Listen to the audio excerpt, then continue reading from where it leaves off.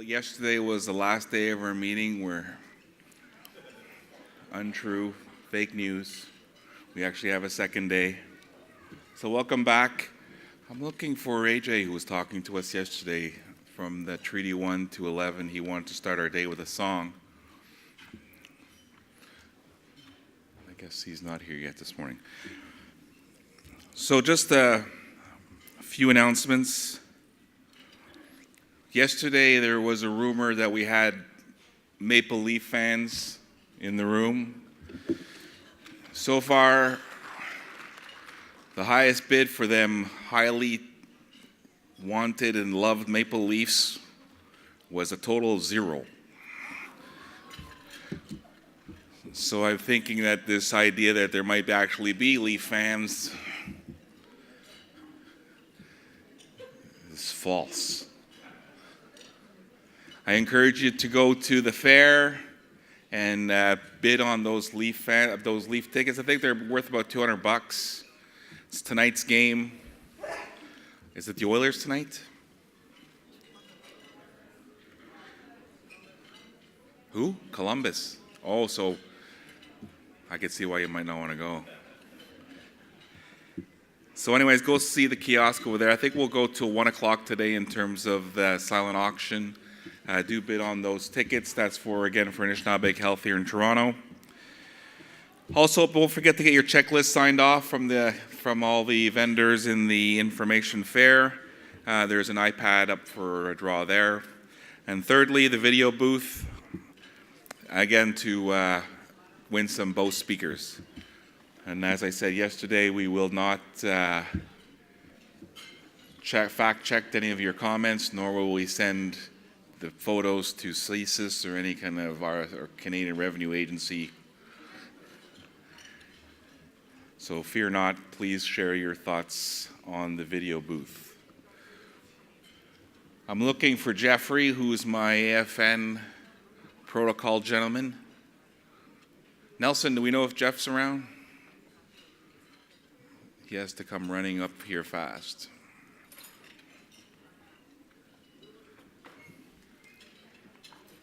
So our day today, we'll start with a conversation, innovative models on health transformation across jurisdiction.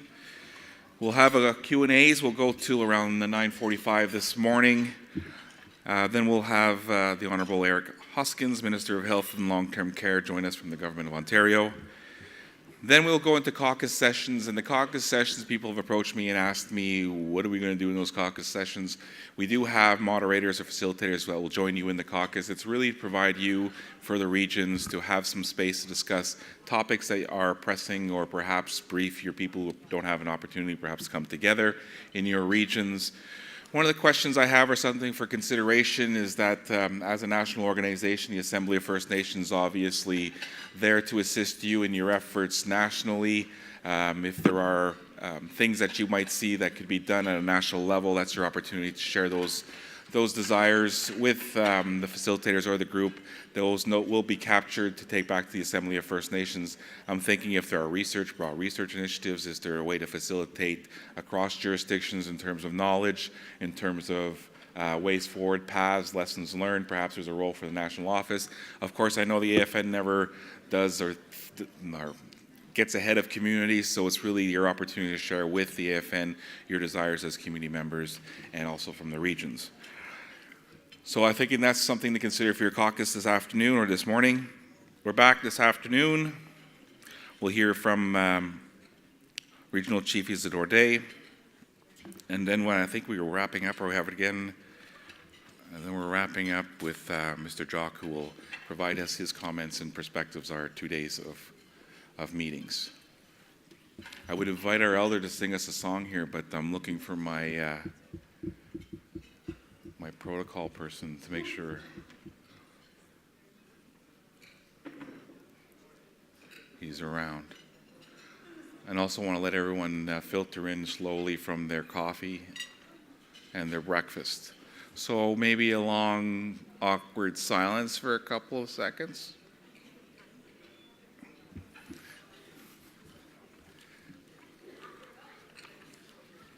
course, silence is like a two-way street. You have to be silent up here and also silent down there.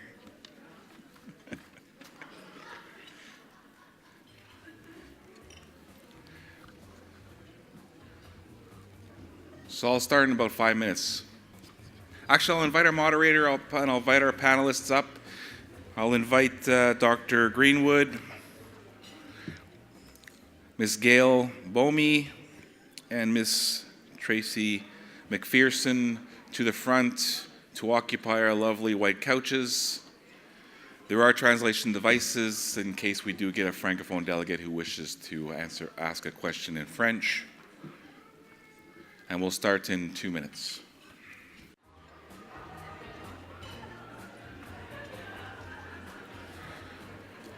Good morning, everybody. I do apologize for the late start. I do want to invite Elder Aj Koontz, who's from Treaty 6, to start us this morning with a song. If you don't remember, AJ yesterday he had the Treaty Throwdown. He said Treaty 6 number 1. So we're going to have a Treaty Throwdown later on. I do want to invite him up to start our day in a good way. So, Elder Koontz.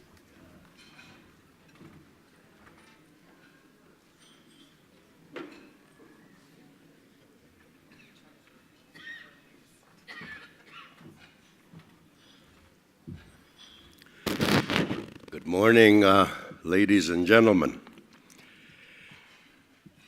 I have a story, a short story to tell. My dad adopted a man as brother in Saskatchewan. He lived in southern Saskatchewan, and my dad was from northern Saskatchewan. They were both very traditional gentlemen. And like when my dad passed away, he came by our territory and he said, "Well, family, your dad, my brother, passed away. I'm going to be your dad. I am your dad." So the one day, after a few years, we heard he was sick and he was coming down from the west. He was a traveling, very cultural and traditional man. He was in demand. This is my adopted dad now. He stopped by, we heard he was coming, so we got our sweat lodge prepared for him to honor him. And when he got to our territory, he was very sick. He said, "Sons, I think if I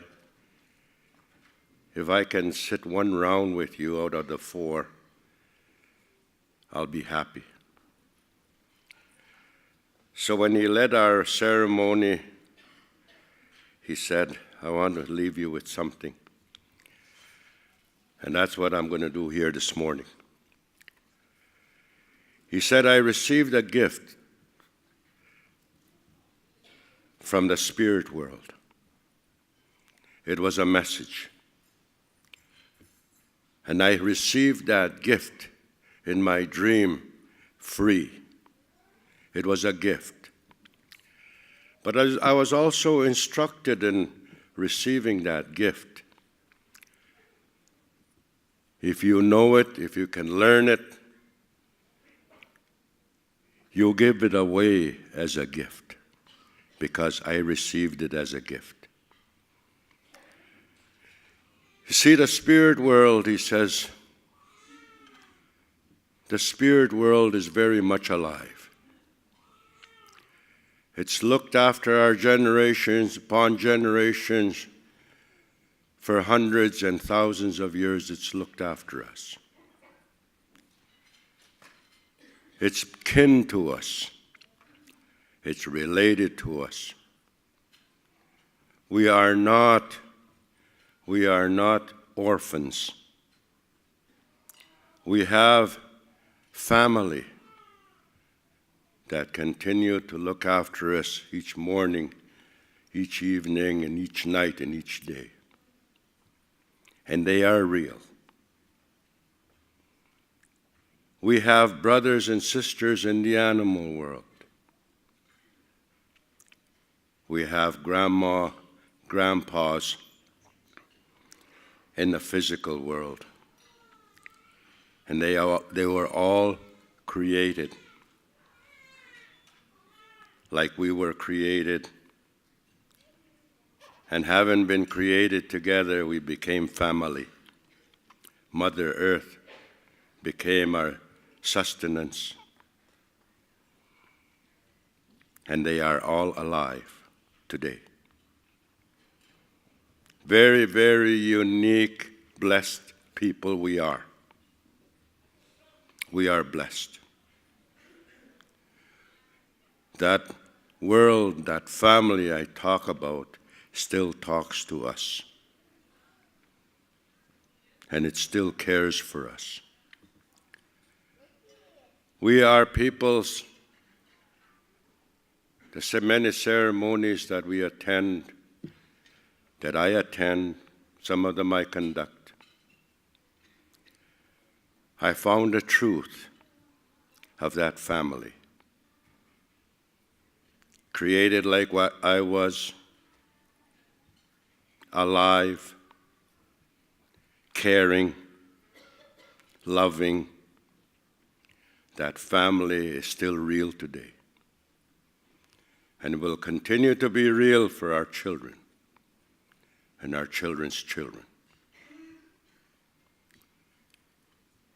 When we were first visited on this island, it was believed that we worship everything. That we worship everything that's around us, under us, above us, that we worship everything. We don't. We don't worship everything.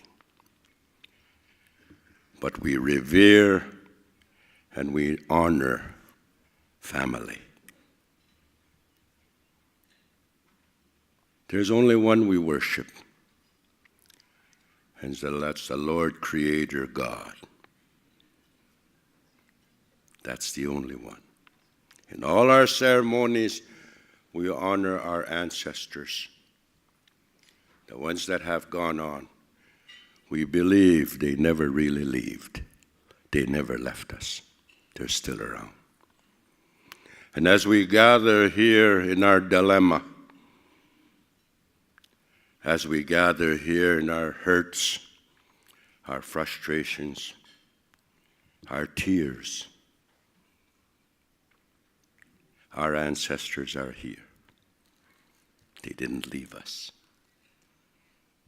And the spirit world did not leave us. It's still here. It's gratifying to know that and to feel that. I'm how many kilometers away from home? I have a fireplace. I have grandchildren, great-grandchildren. And yet, being in this territory, I feel very much at home. I feel comfortable. And I'm very much appreciative of all those concerned people that come here, working towards getting back what we once had, and that's family. Get back to family. Get back to healing our family. And there's nothing much better that we can do in healing family, and that's to talk family, to feel family, to love family, to care for family, to share for family, pray for family. It works. I know we've been hurt. many ways in the religious way. But it wasn't God that hurt us. It wasn't Him. It was the way things were administered in this island that hurt us. God is still there. The spirit world is still there. He didn't do it, or she didn't do it. They didn't do it. So, make it right. Make it right. Still pray. Still teach your children. Still gather your children. Whether it's a church, whether it's a Sundance Lodge, a sweat lodge, a tent meeting. Bring your children there and teach them to pray on your preference. One day, those little children and those young men and women will decide for themselves how they're going to pray. But give them the tools, the basic tools on saying, Ma Mauno Tawinan, our Heavenly Father, Ma Maui. Or Mushum, my grandpa. Nukum, my grandma.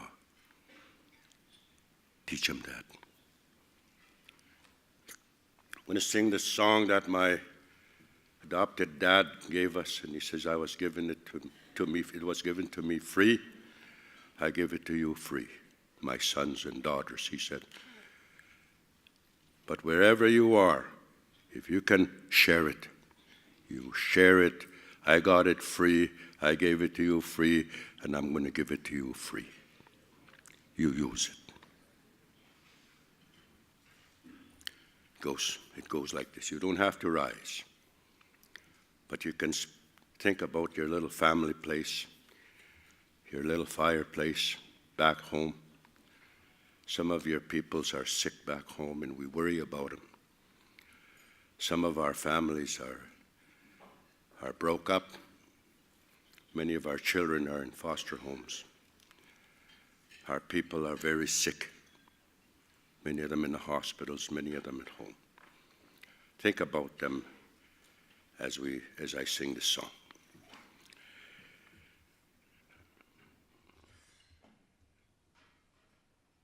Waniskak no se waniskak nanas kumatan ko tawinaw waniska no se we ay hay way ay ay way oh hey way ay hay way oh hey yo way hey way ay hay yo way yo way yo way yo waniska no se waniska pe mi onagwan kitaskinaw waniska no se way ay hay way ay hay way oh hey way ay hay way oh hey yo way way ay hay yo way yo way yo way yo. The spirit world told my dad, wake up, my grandson. Wake up, my granddaughter. Be thankful today even through your suffering. Be thankful. Wake up, my grandson. Wake up, my granddaughter. Look at the beautiful world that is still here. Look at your relationships. They're still there.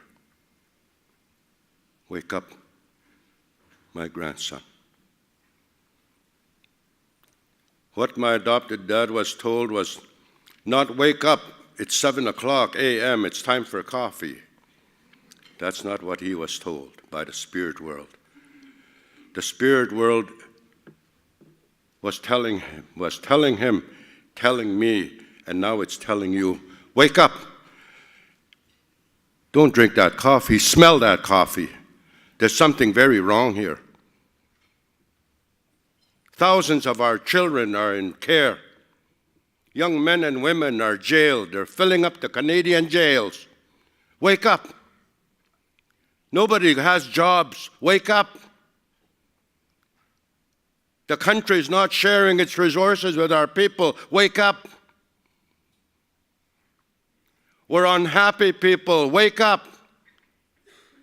Do something that'll make us happy. Speak. It's time to get up and speak. It's time to get back what we've lost. It's time to be serious with our relationship with God. Wake up. It's not good enough that we're okay. We ate 3 times a day, some of us, but many of us don't. Wake up. That song, wake up, my grandson. Wake up, my granddaughter. Smell the coffee. Be serious. Hi, hi.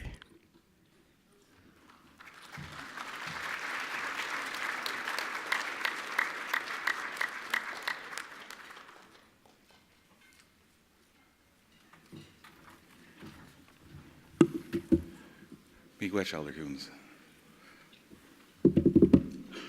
All right, let's rock and roll. Or wake up.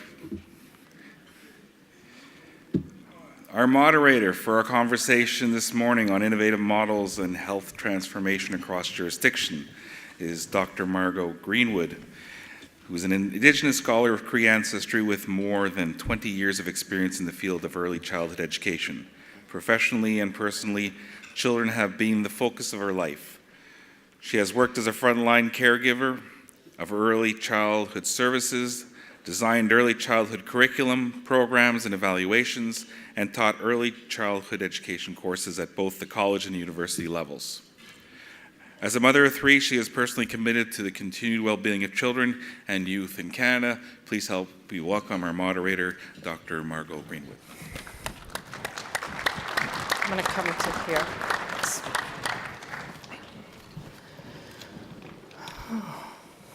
Good morning, everyone. I want to begin by acknowledging the ancestors and unceded territories of the Mississaugas of New Credit and thank them for allowing me to be here on their territory and to engage in these very important conversations about our children, our families, our communities, and our nations. It's my pleasure to facilitate this morning's panel. There are 2 speakers this morning, and so I'm going to introduce them individually and invite them to the podium to speak. And I would like to invite you to hold your questions until after both speakers have spoken, and at that time we will engage in conversations with you and questions that you might answer, questions that you might have.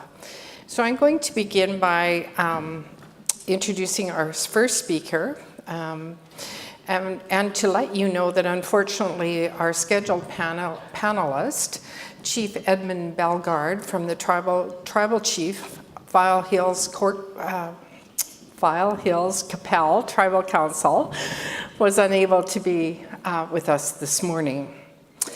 But we do have Ms. Gail Bomey. Gail is from Fort Capel, and in addition to her role as CEO of the All Nations Healing Hospital, is a wife, a mother of 3, and a grandmother of 6. Before joining the team at All Nations Healing Hospital and the File Hills Capel Tribal Council 10 years ago, Gail spent several years in management with 2 federal government departments.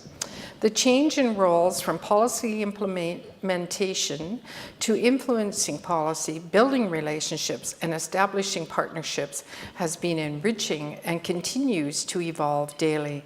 Please help me welcome Gail Bomey.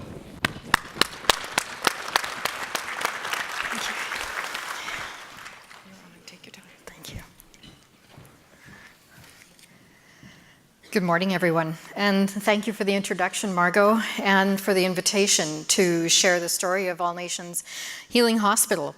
As Margo mentioned, our Tribal Chief Edmund Bellegarde was supposed to be here. However, he sends his regrets. There have been some events back home which require his attention, but he wanted me to bring greetings from File Hills and from All Nations, and to thank the Mississaugas of New Credit for welcoming us into their territory and hosting this wonderful event. I also want to thank those who lifted the pipes and sent the prayers for the event, as well as for the elders' prayer this morning. It was wonderful. Okay, there is a, does this advance? There we go. A little bit of background on All Nations. We are located in the busy rural community of Fort Capel. It's a small town, approximately 2,000 residents, located in the picturesque Qu'Appelle River Valley. We're about 75 kilometers northeast of Regina. Our hospital is located on Treaty 4 reserve lands, created in the 1990s, and it's reserve number 77. The story of All Nations is lengthy, so we won't go into the whole thing, but I wanted to share a little bit with you about our history. The thoughtful and determined vision of the traditional knowledge keepers, the leadership, the elders, envisioned at the time of negotiations was somewhat fulfilled when the first transfer agreement was negotiated with which was then the Medical Services Branch of Health Canada and the provincial governments, which resulted in the signing of the first operating agreement with the with the Fort Capel Indian Hospital Board of Directors back in 96. The desire and the goal to open a hospital designed for the citizens of the Tribal Council remained strong, and throughout those years up until 2004 when the doors to All Nations were opened. But those doors didn't open without a considerable amount of effort by the parties of that time. The organization, the hospital itself, is of course owned by the 15 First Nations of the File Hills Qu'Appelle Tribal Council and Touchwood Agency Tribal Council. We are an affiliate of the newly formed Saskatchewan Health Authority and formerly known as Regina Qu'Appelle Health Region in our area. Back in '96, the conversations happened at local coffee shops, in boardrooms, in local municipal council tables, occurring with those parties and with the tribal chief of the day, Chief and now Grand Chief Perry Bellegarde.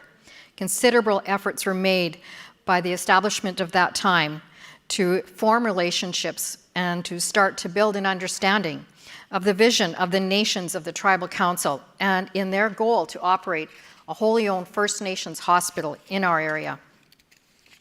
The conversations occurred simultaneously with the negotiations of transfer of the federal responsibility for the provision of acute care services from Health Canada to the File Hills Qu'Appelle Tribal Council. Years of building relationships, building trust, establishing our credibility and our capacity resulted in the transfer of the full delivery of hospital services to Fort Capel or in Fort Capel to the then Touchwood File Hills Qu'Appelle Tribal Council. And we began implementing one of our treaty rights through the delivery of healthcare services in the hospital. Fast forwarding to 2004, the All Nations Healing Hospital was now the first wholly owned and operated First Nations hospital located on treaty reserve lands, those being Treaty 4. In Canada, we were able now to offer community-led collaborative healthcare services under one roof. We provide acute care services, community health programming, clinical counseling services, And woven throughout all of that are the cultural and traditional services governed by an independent board of directors. This is going to be a challenge for me.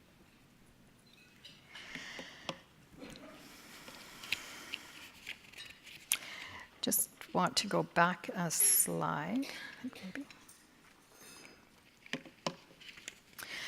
Recognizing that one of our challenges is forging new ground, creating new pathways, this slide represents a little bit about what we are about. This peninsula lies across the Mid-Atlantic Ridge, where the Eurasian and North American tectonic plates are continually drifting apart. This rift is particularly visible in Iceland, where there's actually a bridge that makes it possible to walk between those two continents. This 15-meter bridge is built as a symbol of the connection between Europe and America. For us, it's a bridge that is symbolic of how we do our work. We are often referred to as a bridge between programs, between the federal government and the provincial government. We're also seen as that pathway up the middle, carving our own way out of the healthcare system to provide services that we need for our community members.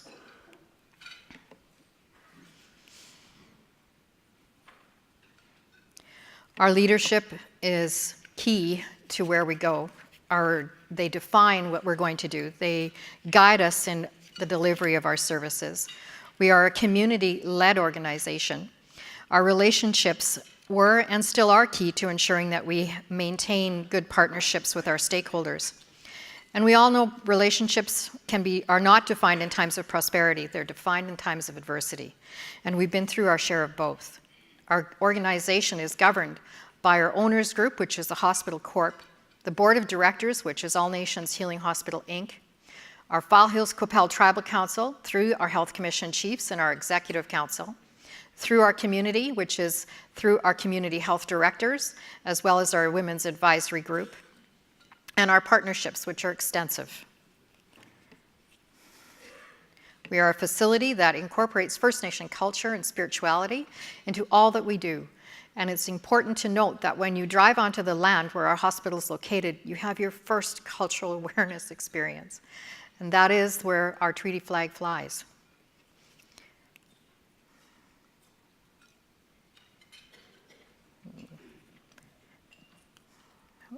Not as well as I'd hoped. There we go. And it could be the operator. Generally it is. As I mentioned earlier, this is an organization that's path is directed by the community members. Every program and service we provide is done so by starting with a conversation, recognizing that we don't proceed with any new initiative until we complete a full needs assessment in partnership with community, talking with those who use the system and providers who deliver the services within the system. And we confirm what those community needs in fact are. Once we validate that assessment, we are now in a position to start a discussion with our partners and proceed with implementing the recommendations of said needs assessment. Simultaneously, conversations are occurring with our funding partners, with the leadership, with the knowledge keeper, and the community health directors, ensuring all interested parties are aware of where we're going with our new initiatives. Surprises are okay on birthdays and Valentine's Day, etc., but they're not so great when you're trying to maintain partnerships. And that's about maintaining trust.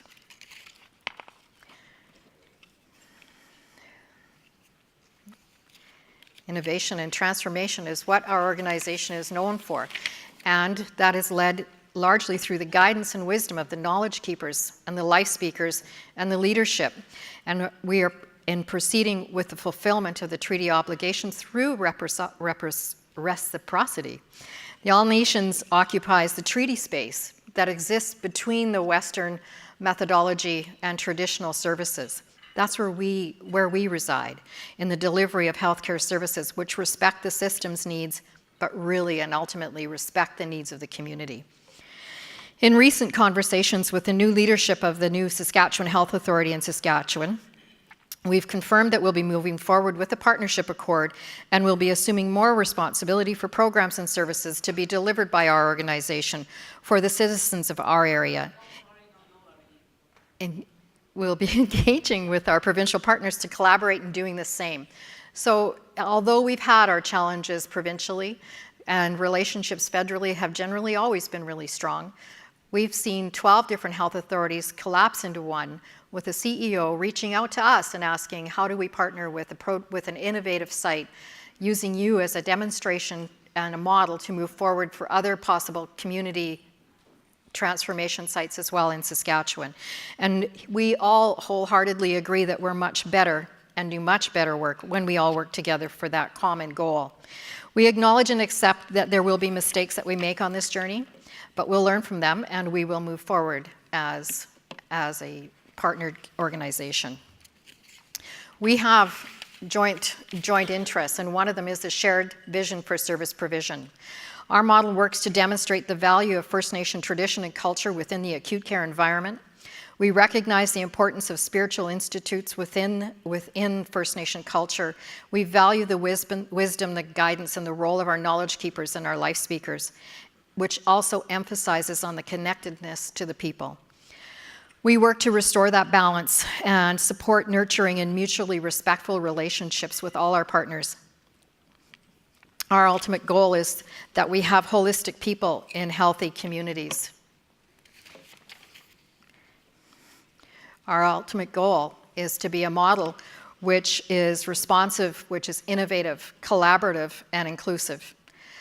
Understanding that relationships are key to the success of all nations, we will continue to build them, and we will build them with our partners.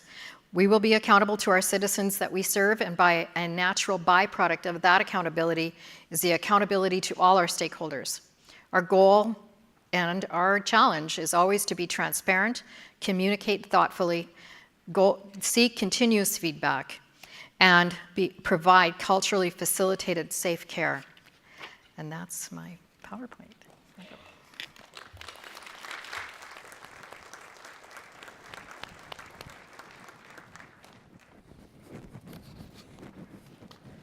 Thank you, Gail. What an amazing story, and I'm sure there are many more words that go with that. Our next speaker is Tracy Mcpherson. Tracy is an Indigenous Métis, originally from the Northwest Territories, who grew up in the Yukon and then moved back to the NWT to attend the social work program at Arctic College, where she completed a Bachelor of Social Work at the University of Regina and Masters of Social Work at the University of Calgary. She has worked as a social worker in many different program areas and communities across the North. She is currently employed as the Discharge Planner for First Nations health programs with the Yukon Hospital Corporation. Please help me welcome Tracy Mcpherson.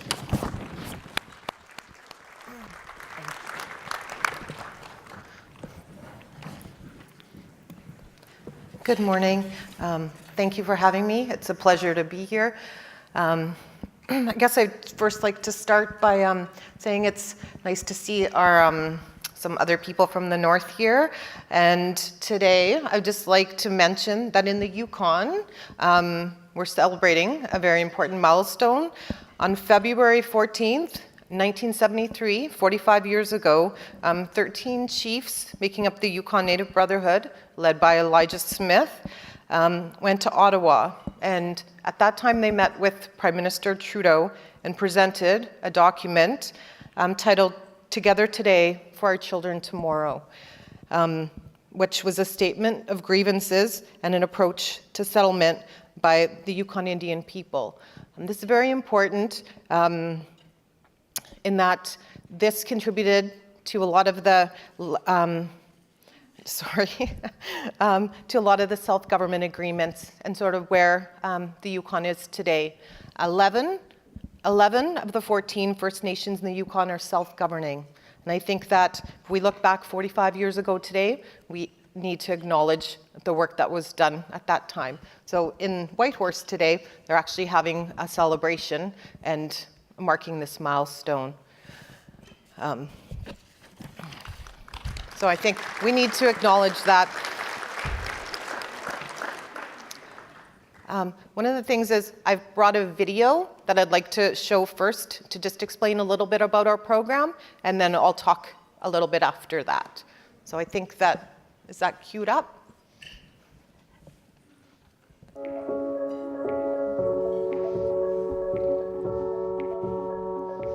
In the past, sometimes going to an institution or going into a healthcare environment meant giving up a whole lot. Giving up a lot of power, giving up autonomy, giving up any ability to really have a say in how things go. And so here I think it's about giving that power back. First Nations health programs is important because 1/3 population of the Whitehorse General Hospital is First Nation, Métis, or Inuit identified. What we do to support patients is we're able to be here and meet with them, connect with them when they arrive, make them feel comfortable, connect with them by finding out who they are and where they come from, and kind of finding a basis around that and connect them with each other and our families and friends, and so that they feel comfortable and are prepared for healing. The First Nations Health Program is often behind the scenes doing a number of things that you're not fully cognizant of, but then you realize that ability to look after the patient and do a good job with the patient has been really improved because of what the First Nations program is doing in the background. Health leaders from across the country and internationally that have come to see what we do here, because we offer something that truly is culturally appropriate services. Cultural programs that we're really proud of are the traditional food and traditional medicine programs. Our culture includes being connected to everything around us, our environment, the other people, the land, the water, the plants, everything. We're a part of that. So to have that here, having other medicines and other practices applied, gives us that comfort, I think, to be able to embrace what's happening to us at the time. Cultural competency is dealing with people in a compassionate way, no matter what culture that is. When we come into the hospital, you can't just put everyone into this box. We have to take into consideration their culture, which could be their beliefs, their norms. It's just having a global understanding of what somebody's bringing to the table when they come to the hospital. One real challenge in a system that has its own culture in healthcare is just that idea that somehow First Nations are provided special treatment, or there's something over and above what everyone else gets because of the existence of our program. And so that's certainly a message that we want to work with staff and patients and families just to understand the systemic disparities that exist, and that's really what we're here for.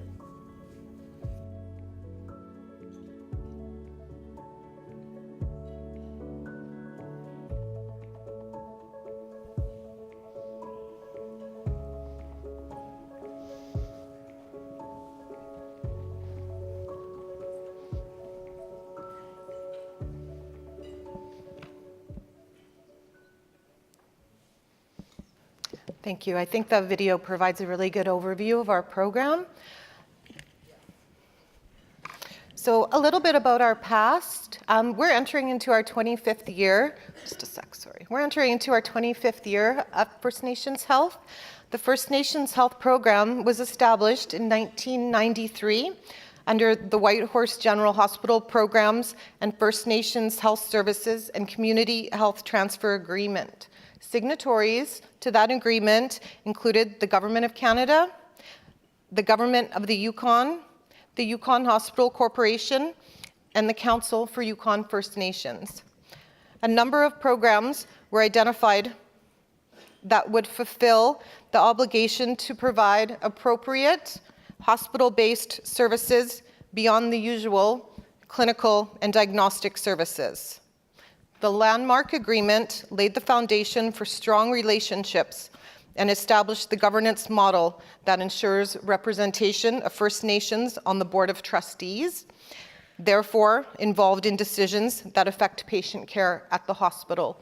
Currently, under the Hospital Act in the Yukon, 3 of the 9 board members that make up the Board of Trustees in the Yukon Hospital Corporation must be First Nations.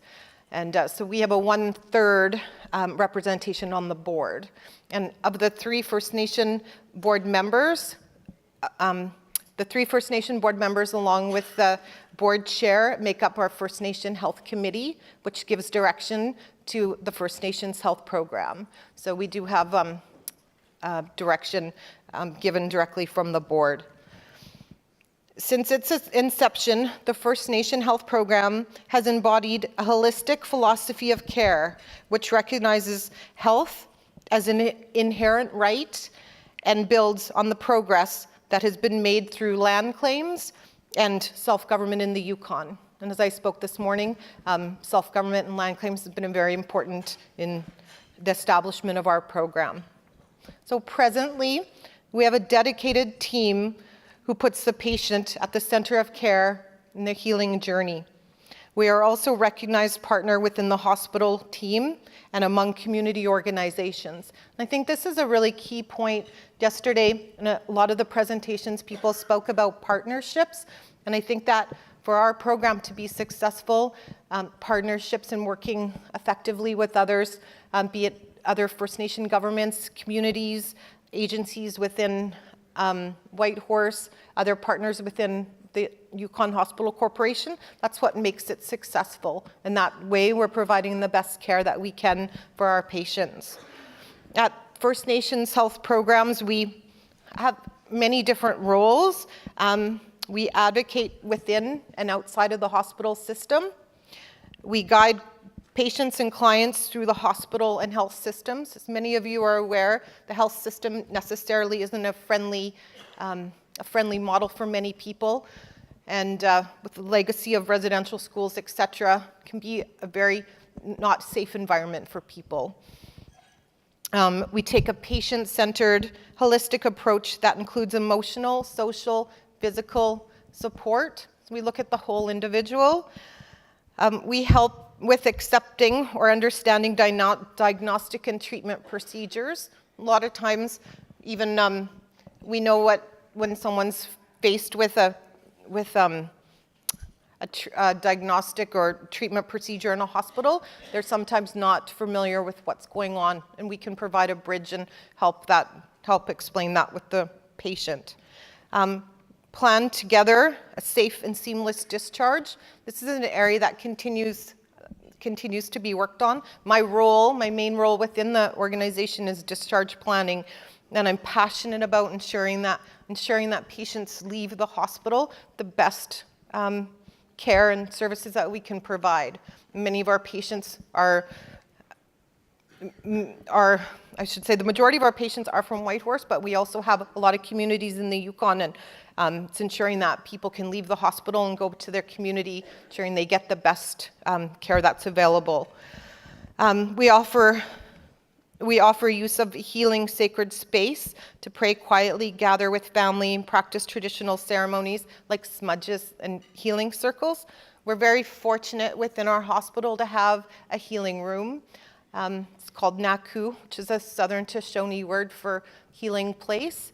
It's a very sacred space that anyone in the hospital can utilize, and our program tries to take advantage of it as much as possible. We serve traditional food, traditional medicine, and offer interpretation services and elder support when needed and requested. We're very fortunate to be able to offer a traditional food program. All of our patients are able to access. It's one meal a day being lunch, but 7 days a week we are able to provide a traditional meal. And I think that's we all know food is really important for people, and especially if people are getting something that they're used to in a hospital setting. We recognize the impacts of residential school and the colonization on health and well-being, which is really important. All of our staff are First Nations, except one of our members. The majority of our staff are First Nation, and the majority are from Yukon, from different areas in the Yukon. So we have a wide variety of skills, knowledge that I think helps our patients. The First Nation health services are as relevant and necessary today as they were 25 years ago. And I think we continue to tailor our program to current needs and trends that are occurring within the healthcare field. So in the future, what's our program hoping to do? In the future, we will continue to offer programs and services that people have grown to know and value. But we also plan to meet emerging needs built on our successes and relevance and advance our vision of better health for Yukon First Nations. We will continue to be an essential part of services offered at the Yukon hospitals. The Yukon Hospital Corporation is made up of 3 hospitals. We have our main hospital is in Whitehorse. We also have 2 hospitals, one in Dawson City and one in Watson Lake. They're smaller, both are 5, 6-bed hospitals. And we do currently have a liaison worker, First Nation liaison worker working at both of those facilities as well. Patient services remain the core of our program. This includes serving inpatients and outpatients in our office or at their bedside.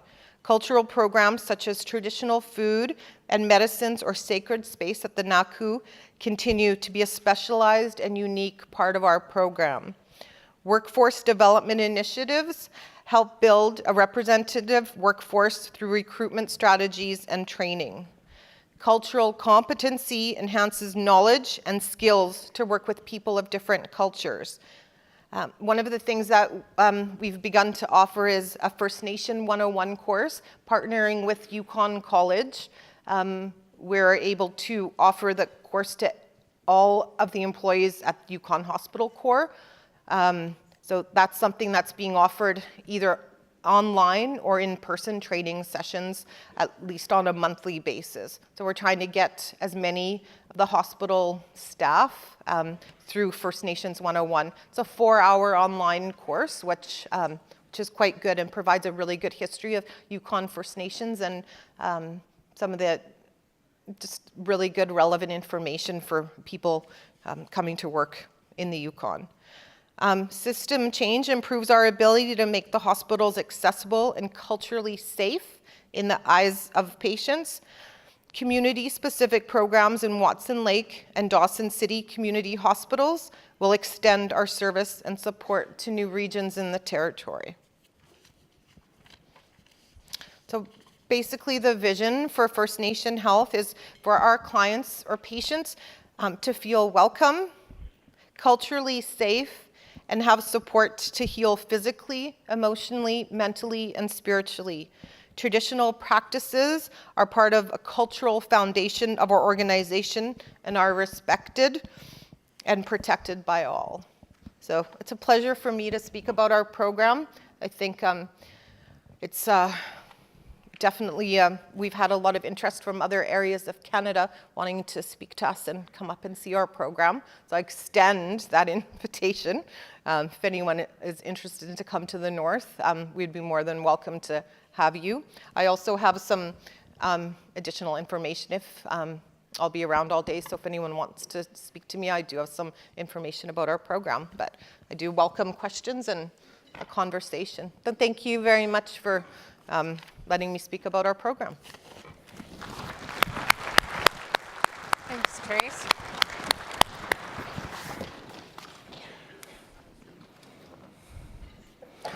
Thank you to both of the speakers. Clearly, these initiatives have many things to offer us, and I'm sure there are many more stories about each of them. They've obviously been on a long journey to get to where they're at, and I'm sure they will continue that journey. So now it's your turn to ask questions. If you have any questions for our speakers this morning, I open the floor to you. We have about, I'd say about 10 minutes for this opportunity. Good morning. I'm Mary Carlson from Saskatchewan, from Executive Director of the Northern Inch Tribal Health Authority. Was interested in the comment you made in regards to all of your staff are First Nations. Do you mean doctors, nurses, physio, OT? Sorry, is my microphone on? All of our staff in our First Nations Health program. So we have 11 staff in our program, and 10 of the 11 are First Nations. Sorry if that, it would be nice if the whole hospital was First Nations. But yeah, 10 of our 11 staff are First Nations in our program.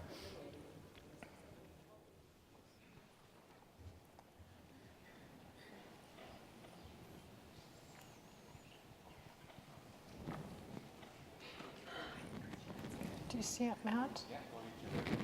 Oh, sorry. Hi. Marilee Nalgesic, Executive Director of Canadian Indigenous Nurses. I'm just wondering, I think from both of our presenters, the First Nations 101 that you're doing, has that been running for long, or is this its first year? And if it's been running for a while, what has been the success rate of it? And with the Yukon College, has it received accreditation? Is it part of the curriculum of either the college program elective or the college health programs? Our partnership with Yukon College and offering First Nation 101 has been going on for about a year. Prior to that, I've been with First Nations Health for almost 3 years, but prior to that, the program itself would offer a cultural awareness sort of education program, and they decided to partner with Yukon College to provide something a little bit more thorough and more recognized. I'm not 100% sure if the Yukon 101 is accredited. I know that Yukon College offers a Yukon First Nations 101 that's a semester-long program, and as I mentioned, the First Nations 101 that we offer is a 4-hour online or a full day in-person program. But Yukon College does have the rights to that program, and they let us use it. So it's, like I said, our staff was the first to take the program, and it's excellent. And yeah, great program. So our hope is that everyone in the hospital will take that training. Thanks. Thank you. Hi, I'm Mariah Davis from Manitoba, Keewatin Okimakanak in Manitoba. And I'm just curious about the workforce development and recruitment strategies for both hospitals. So if you could, each of you could talk a little bit more about that. Thank you. Sure. I'll start and turn it over to Tracy. Just on the question on cultural awareness and humility in all nations in Saskatchewan, we're extremely diverse. We have 5 linguistic groups just in our area alone.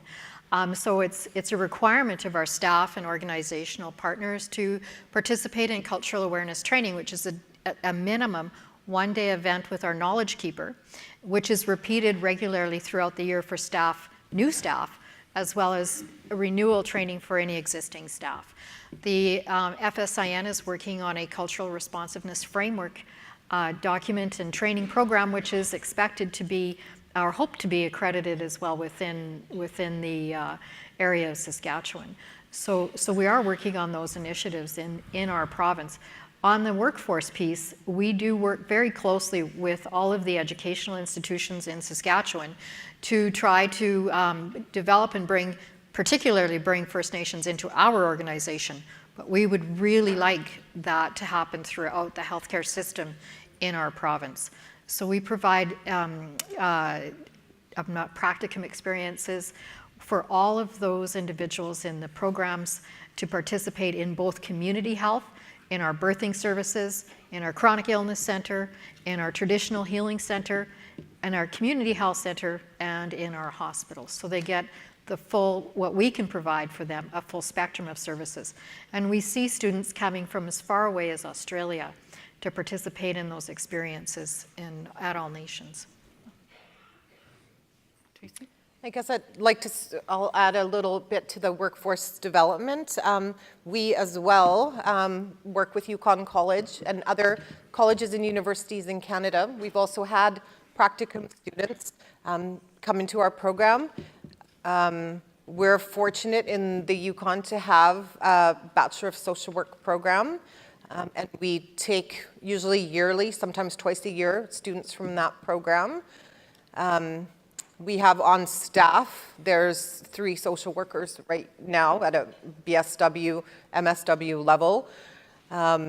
We also have a LPN program that runs through Yukon College. And when the students are doing their practicums at the hospital, they usually come and spend a day within our program. We get that with a lot of the different disciplines in the hospital. When they have students, they'll ask if they can come shadow us for a day in our program, and we definitely welcome that, that opportunity as well. So, Good. Thank you. Other questions? Good morning. Hi, Margo, Gail, Tracy. My question is in regards to your comment, Tracy, around the challenges facing the discharge planning process. If you and both Gail can speak to your experiences with regards to that, I'd certainly like to hear. Thank you. Sure. And I'll take that question first. As I mentioned, my key role within First Nations Health is the discharge planner. It's the complex discharge plans. Usually I take, and I guess that some of the challenges, I would love it to be a seamless process. But for those of you that work within hospitals or other agencies where you're discharging patients, it's not always. And especially in the Yukon, we do have, the urban area is Whitehorse, but we do have outlying communities where people are being discharged to with not the same resources that are available in Whitehorse. So what I see as being my key role in some of the challenges is to ensure that whether someone's discharged to Whitehorse or Old Crow, that they can receive the same services. And sometimes that can mean advocating with NIHB for the person to remain in Whitehorse a little bit longer to receive, say, if it's outpatient physio they need or OT, or to see a specialist that won't be available in their community, then it might be advocating. So that's where those relationships are really important with other agencies, be it we do a lot of work with NIHB, we do a lot of work with the First Nation governments, with the First Nations, with the Yukon government, with their home care program, ensuring that patients have the best service that we can provide when they return to their communities or even within Whitehorse. So, and we all know that sometimes the best plans, we could do the best discharge plan and in a moment's notice with a doctor's order or something else happening, a patient being discharged earlier than expected. Yeah, those are some of the challenges. It's just sometimes lack of communication, sometimes lack of resources, sometimes lack of financial resources for patients. So we really try to mitigate as much as possible, but there's still those challenges, and I think it's really important that we're on top of that. From the day a patient enters the hospital, we start discharge planning, whether they're going to be there a week or 2 months. So that I feel like for my role is to look at discharge as early as possible in order for it to be as successful as possible. So, thank you. Hi, Seal. One of the many challenges that we experience in our organization with discharge planning is the number of jurisdictions that we have to work through. So we're mindful of that, and we were really, we have found things have improved considerably with the onset of our health navigators in the organization. They've really brought down the barriers and opened up, cleared the pathways, so to speak, to be able to have a much smoother pathway for discharge planning. I think one of the challenges will continue to be that there's always different players in that system. And if we were working through a single window approach for the purposes of discharge planning, instead of the several different individuals, and our health region has tens of thousands of people employed in it. So sometimes that's an extremely large challenge. And ensuring that we follow that patient from their initial onset in the hospital system or in the healthcare system through to that discharge is critically important, that they have one person that guides them through that process. That's been our greatest success. But that will continue to evolve, I'm sure, as systems do. Policies are critical in these times as well, having good, solid policies to work with, and that will give us the procedures to follow. So those help. Thank you. Thanks. We have time for 2 more questions. I think they're identified, a lady over there and a gentleman here. Go ahead, please. Good morning. Thank you for sharing that information. It's excellent. But I am wondering, for both of you, what about the financial arrangements? Where do you get the monies, or what's the agreement there with the province and the feds and the First Nations? How does that work? If you can give us some information on that. In all nations back in Saskatchewan, we have an agreement with the federal government, and we have an affiliate agreement with the province of Saskatchewan now, or with the ministry, the Saskatchewan Health Authority. And I splattered a few of our annual reports through the room, and you can see in there that we operate on a budget of about $5 million and change in our hospital itself. There's a transfer agreement that exists with the federal government, and we continue to honor that, and they continue to honor that agreement with us. And as our systems emerge and programs evolve, we also expand that funding model either with the SHA or with the federal government.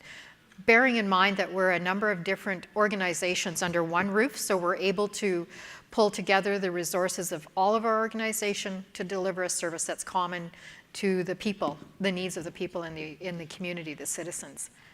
Does that answer? That answers it from Saskatchewan, I think, but I'll ask. And one other thing, one of the key partners is our community, and the degree of fundraising that goes on in and around Fort Capel with our folks is, we see about $100,000 a year just from that alone. So that doesn't include bequeathments that we receive from folks who pass on.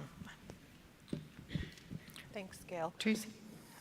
So for our program under the Health Transfer Agreement, 1993, that's where the money was put for First Nations, so for First Nations Health. So our money every year comes under that agreement, and that was negotiated in with that transfer agreement. There has been increases, and I believe the budget, I'm not the director of the program, but our budget is just over $1 million for our program. Great, thank you. Gentleman here. Thank you. I'm Larry Levin, the president of the Canadian Dental Association, and we want to work very closely with Indigenous communities to help improve oral health. Certainly that has to start with our children, because their future is what's going to turn into our future. I'm wondering if dentistry is a part of your organizational thought, and if so, has that been incorporated, or is it part of your future plans? And how can dentistry help with the work that you're doing? You can speak to that if you want. I'll give that a try. Thank you. At a hospital level, we don't have the delivery of dental services in the hospital. But at community health, the 11 First Nations that form our tribal council all have dental programs available to them. So they work very closely with the dentists and the organizations that are associated with their health center. That is, from my understanding, the breadth of the program right now in Saskatchewan, and that's supported through First Nations Inuit Health Branch through DISC. So we'll continue down that path, and many of those folks are here today, so I'm sure they'll be seeking you out for opportunities. Tracy? Just to speak to, because our program is all hospital-based, and one of the challenges, and I guess one of the areas we want to look at in the future, is how can we expand, and how can we meet patients' or clients' needs outside of the hospital. We do have a lot of outpatient services that are offered in the hospital, and we would like to be able to meet the needs better in those program areas, but right now it's mainly in patients that we can provide service to. So those will be areas that we will look at expanding to in the future. Right. We have one more speaker. We have our final speaker. Sorry, I know you were going to cut it off at 2. Chief Ava Hill, Six Nations. Just very quickly, I know that both of you mentioned that you have traditional medicine programs and one has a traditional healing center. I'd just like to get more information on how those operate and how the Western medicine practitioners work with you, and do they support it? And if it's done by people who are doing the traditional healing, are they accredited? Do you want to start? I can add to it. I think, is my microphone working now? You better come up here. Just in case. Yeah, it goes in and out, Trace. Okay. So I'll speak a little bit to our traditional medicine program. How we use our traditional medicine program is if a patient's requesting traditional medicine at any time during their hospital stay, we'll determine, we have a cultural program coordinator, and that position is responsible for the traditional food program, the traditional medicine program, and working with our elders. And so if that person requests traditional medicine, the traditional program coordinator will go and meet with them and determine if we have the medicine available in the hospital. In our healing room, we do have, our medicines are kept there, but also we'll look at bringing an elder in to work with that medicine and to work with that patient. And it is important that the medical professional who's working with that patient is also aware of the work that the elder's doing in regards to traditional medicine. So there's a conversation there. And all of the physicians that work within our hospital are aware of the program. And I've been there just 3 years, but I haven't heard of there being any issues with that discussion happening. All the doctors ask is that they're aware of anything that the patient's taking other than what they've prescribed to the patient.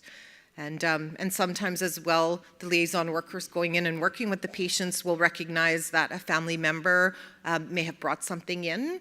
And we just have a very open conversation with the patient that it's important that the doctor be aware and that, we haven't had any issues with the doctors not being supportive of the program. So, yeah, it varies depending on the individual and sort of what they're asking, and we try to tailor it to their needs.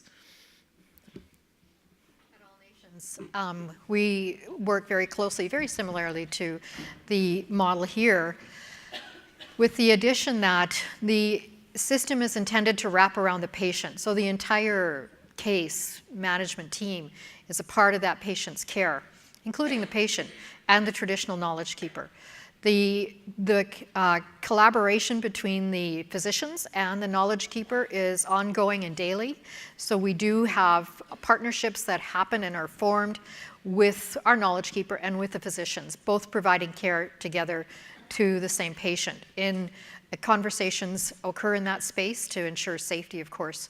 And as far as accreditation, that is one of the goals of the cultural responsiveness framework, is to achieve an accredited process for that to happen.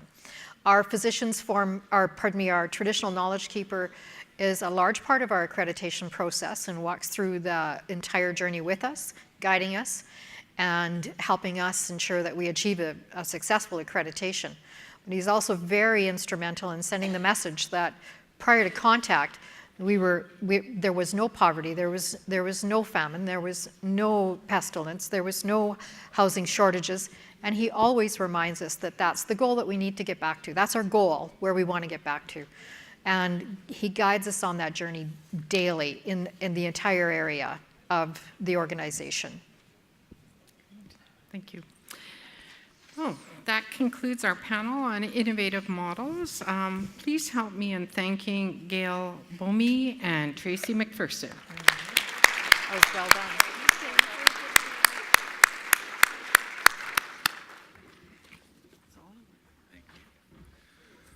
Thank you, panelists. Thank you also our moderator. We do have once again their hall passes, which is certificates with donations to Anishinaabe Health here, Toronto, at $100, $150 each. So once again, we've raised almost that $450. So thank you very much, ladies.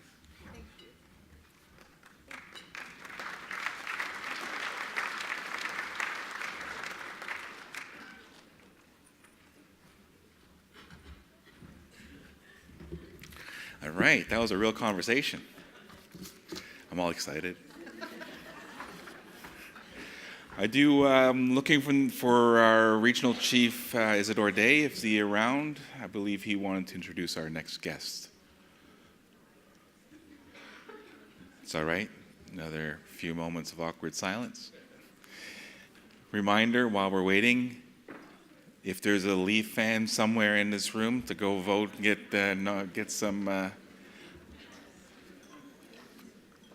actually, what do you call it, the auction? So do bid on the Leaf tickets. Go get your photo taken. Get your checklist completed. I'm noticing an unruly and kind of restless crowd.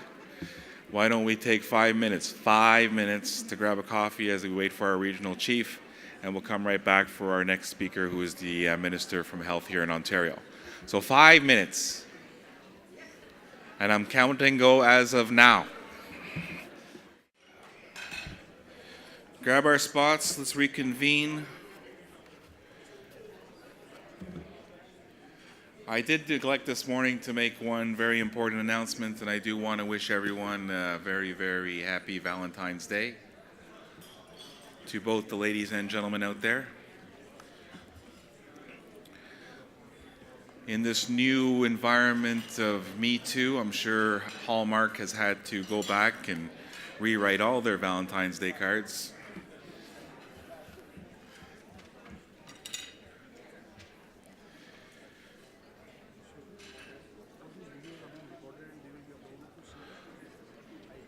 So how are we doing on the break out there? Is still a lot of people out there?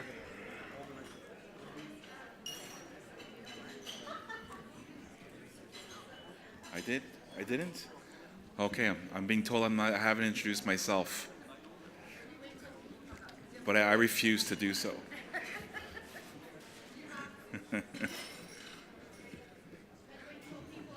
Okay, Tracy, thank you.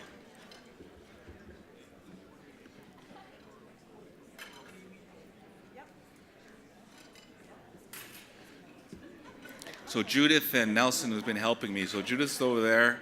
Nelson has also been helping with the microphone. So I'm waiting for a thumbs up from Judith over there when we have a critical mass assembled back in the plenary for our next speakers.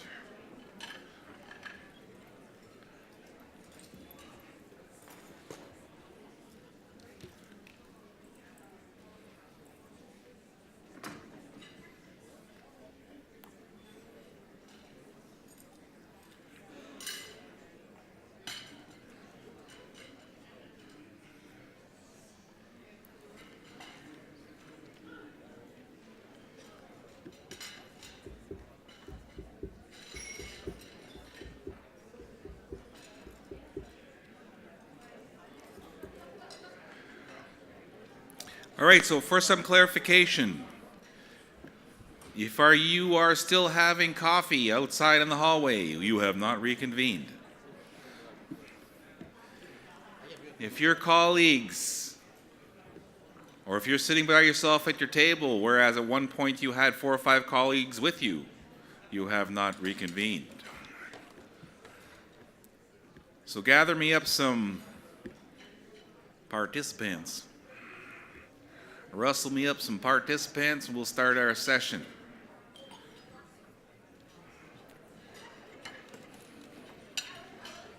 Is everybody here?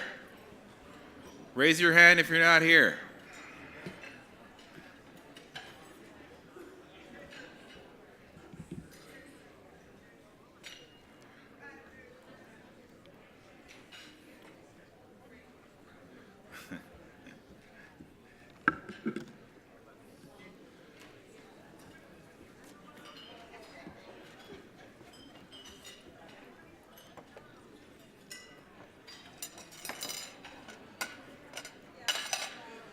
Still hearing a lot of commotion in the hallway, so I still want to bring everybody in. Okay, everybody, run.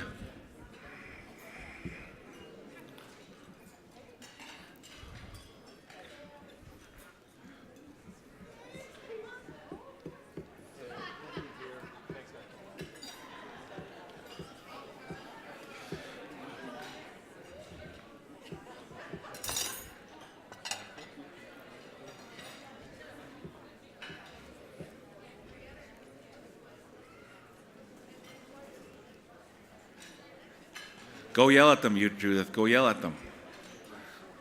Tell them we're reconvening.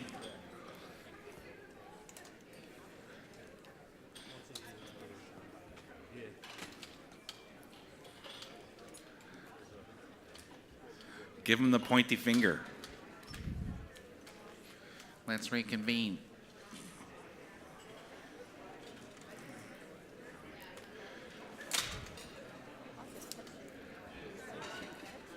So I've been asked,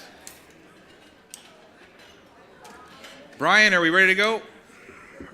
Regional Chief is here. Our next speaker is here. I've been asked to introduce myself. My name is Matthew Kershane, originally from Saugeen, Manitoba. I do want to invite Regional Chief Isidore Day to invite our next guest. So it says, I is I, me is I is me. You know me, you love me, you can't live without me. Welcome me.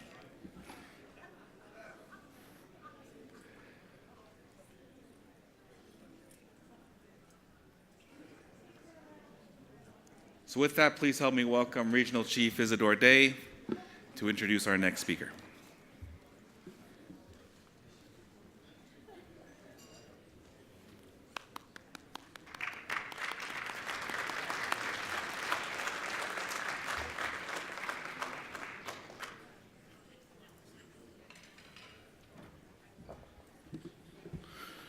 Bonjour, Wache, Sego, Segoli, and good morning. Again, I want to acknowledge the traditional territory of the Mississaugas of New Credit. And as well, I want to take a moment here to acknowledge the Creator, creation, the protocols, and the prayers of today. It brings me great pleasure to be up here this morning. First of all, I need to tell you that I've witnessed a flurry of very positive dialogue yesterday, and very much the type of discussions that are required when we look at transformative change. And this morning I have the great honor to introduce Dr. Eric Hoskins, the Minister of Health and Long-Term Care in Ontario. Minister Hoskins is a true friend to First Nations in Ontario. He is also one of the key contributors to the current success of the political accord with the Chiefs of Ontario and the 133 First Nations that we serve. In some respects, the political accord is the Ontario government's response to enacting reconciliation with our people. Premier Wynne and her cabinet are listening to our concerns and needs and implementing joint plans through a true government-to-government and nation-to-nation partnership with the political accord. But there is much more work to do. As Treaty 6 Elder Aj Felix said this morning, we are gathering here in our dilemma, our hurts, our tears. We know that the Elder was not just talking about health. He is also referring to racism, discrimination, and what has been happening to our peoples as a result of losing our lands and having our jurisdictions ignored. Later this afternoon, Prime Minister Trudeau will introduce the Indigenous Relations Act. There are no details yet, but we all know it will serve as the federal government's legislative long-term commitment to advancing reconciliation and healing in this country. And I want to take a moment at that juncture to acknowledge that we really owe our thanks and gratitude to the Indian residential school survivors that said during the Common Experience payment, they said, listen, let's take resources and let's have a Truth and Reconciliation Commission. And it's our survivors. These are the people that are responsible for reconciliation in Canada today. Let's give them a big round of applause.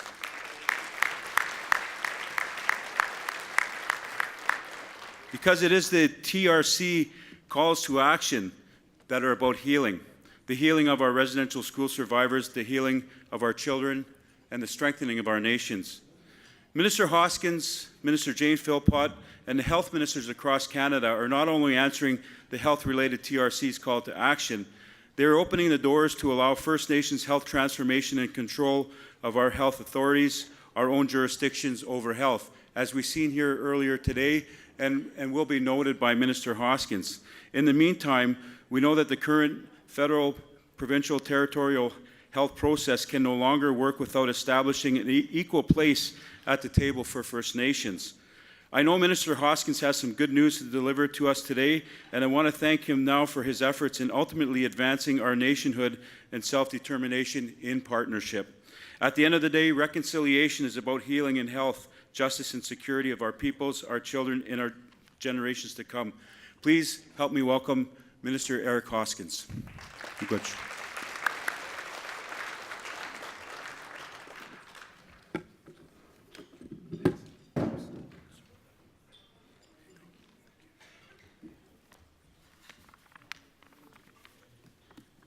Thank you for that very kind introduction and your remarks, Regional Chief Day.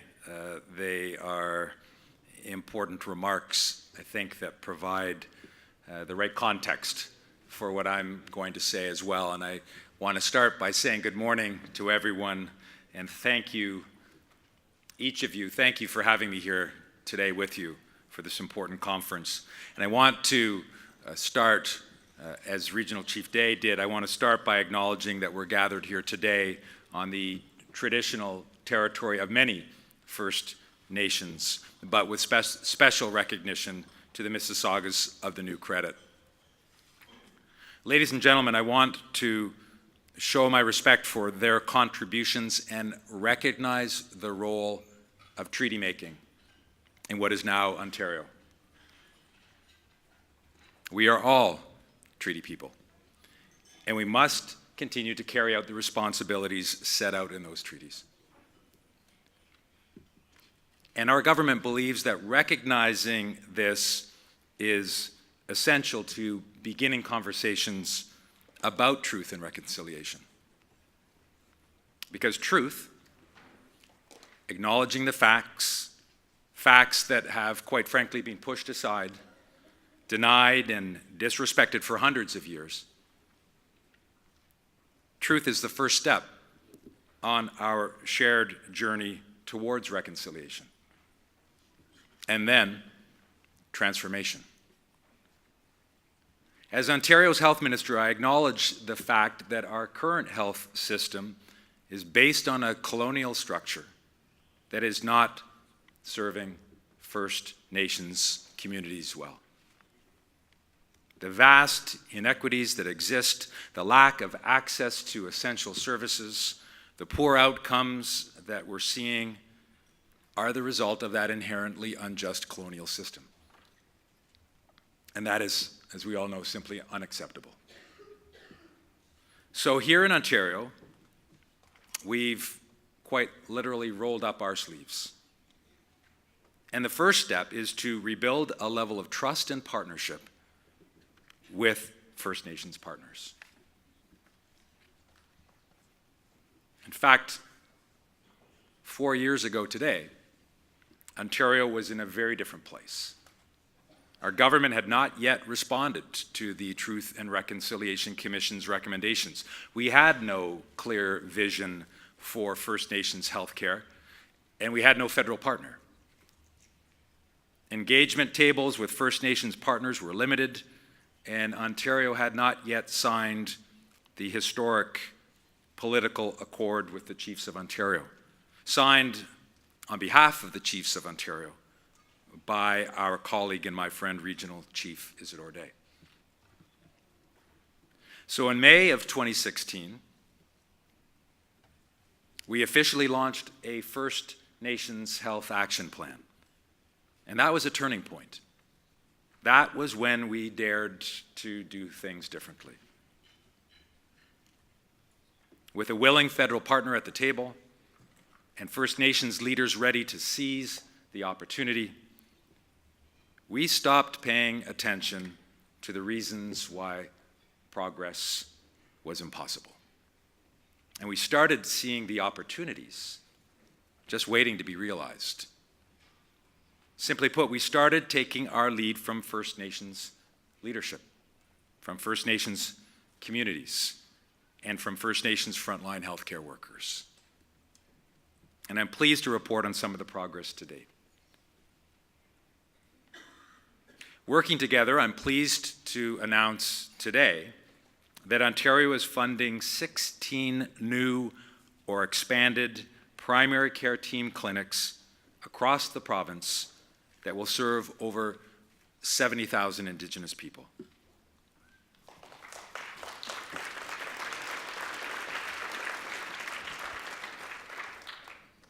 But critically important, 15 of these teams are directly led by First Nations organizations themselves.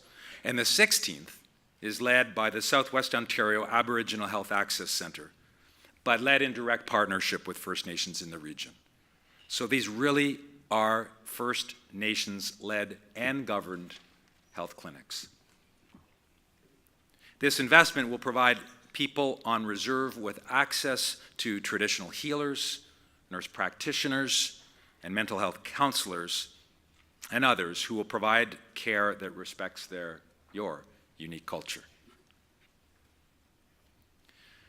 Next, I'm also pleased to announce today that Ontario is funding 34 new Indigenous-led, First Nations-led mental health and wellness programs across the province.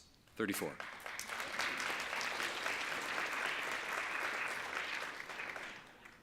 And ladies and gentlemen, that is just the beginning, because we received many, many highly promising proposals from First Nations partners from across this province.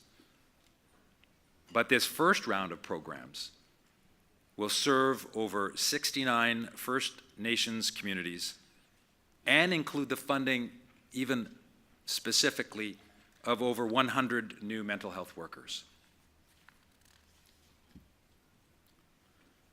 Ontario also received outstanding proposals, and it comes as no surprise, given the capacity of First Nations leadership and of First Nations frontline healthcare workers. Ontario and organizations. Ontario also received outstanding proposals to establish or expand 10 Indigenous-led treatment and healing centers across the province, and the list of those 10 centers will be announced very, very shortly. But I'm pleased, but I'm pleased to report that those Indigenous-led treatment and healing centers will offer dozens of new culturally safe inpatient treatment beds for First Nations people across Ontario. And they will also ensure a wide variety of other services, such as substance use supports, holistic mental health counseling, and other community supports in a way that is culturally safe. Because these programs, once again, are developed by, delivered by, and managed by First Nations communities themselves. Next, I want to talk about how committed our government is to helping elders and community members stay in their communities and be cared for by their community as they age. And all of us, particularly those of us here from Ontario, understand just how critically important this issue is and how much work needs to be done. So here are a few things we're doing to start that work. Our government is flowing funding for home and community care directly to each of 133 First Nations communities across the province. An investment of $7 million this fiscal year, ending in April, the end of March. But that investment will double to more than $15 million next year, the largest investment in Ontario's history in First Nations home care. And importantly, but not surprisingly, because it is common sense, communities can use this funding at their discretion for their own priorities, for services like at-home nursing, or helping prepare healthy traditional meals for those who need help with the cooking. And we've also heard loud and clear from First Nations leadership and communities about the need for palliative end-of-life care at home that respects First Nations culture.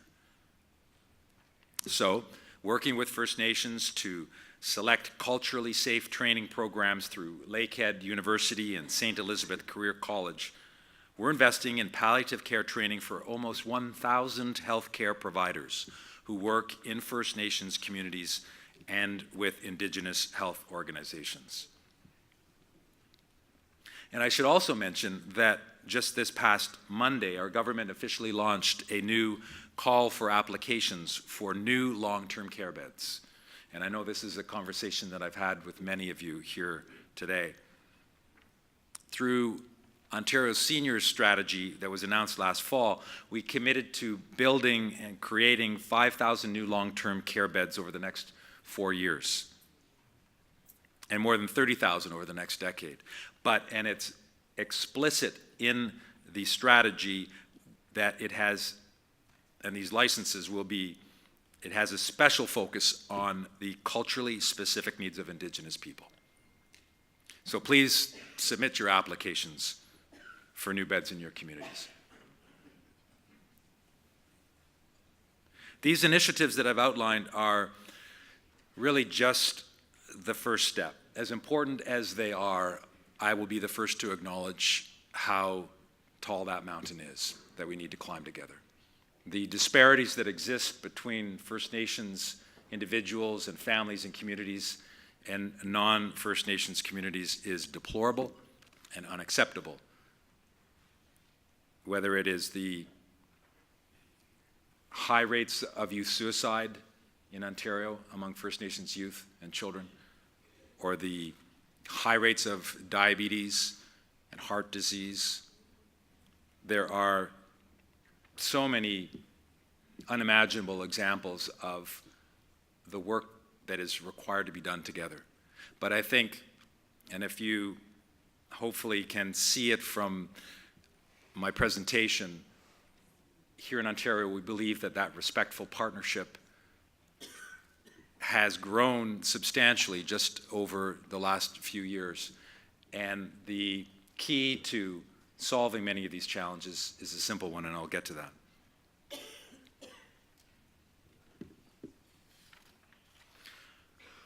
So in the long term, and I would even say ambitiously the medium term, I want to be clear. Our ultimate goal is a healthcare system where these decisions are no longer made by the provincial government. Our goal is for healthcare decisions to be made by communities, managed and delivered by community members, and for provincial and federal governments to hand the power back to First Nations themselves.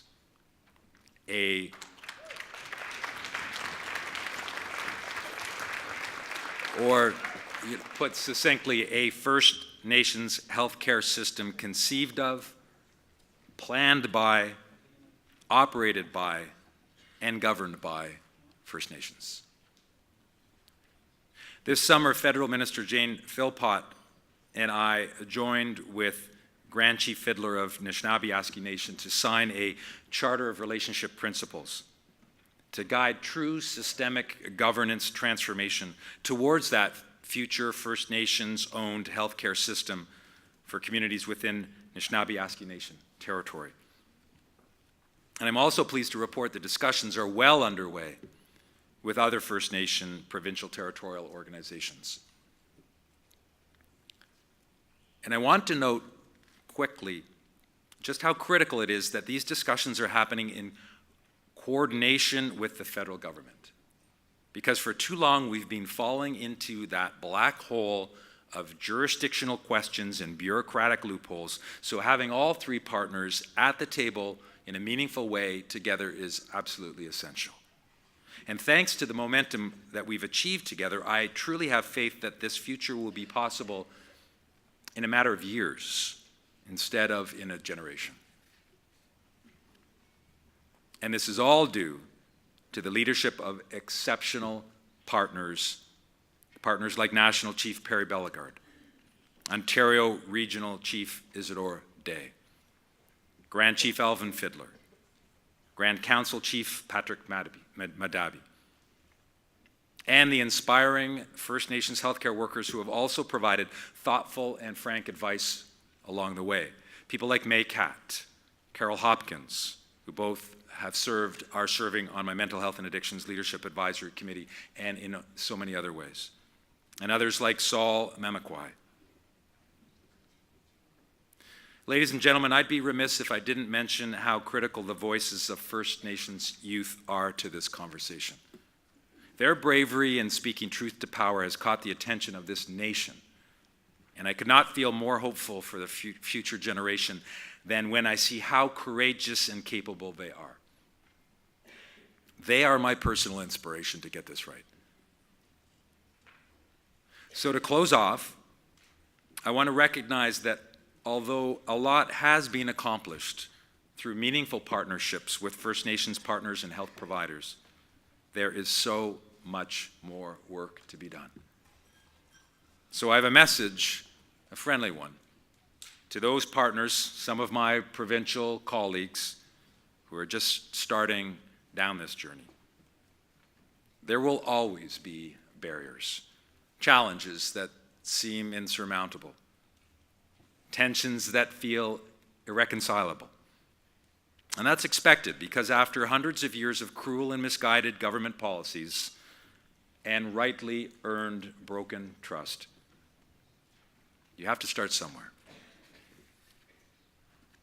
So it's about setting priorities, making it a priority to take the time to start at square one and rebuild relationships, sitting down and working together to identify the gaps, to look at solutions to the problems together, and to put our money where our mouth is.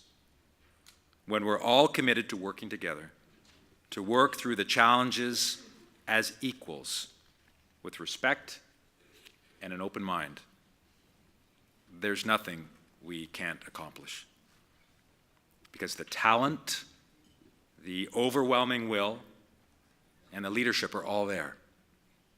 Government just has to make it a priority. So once again, thank you for this opportunity to speak with you today. I wish you all the best for a meaningful summit. Thank you, Miigwech. Thank you.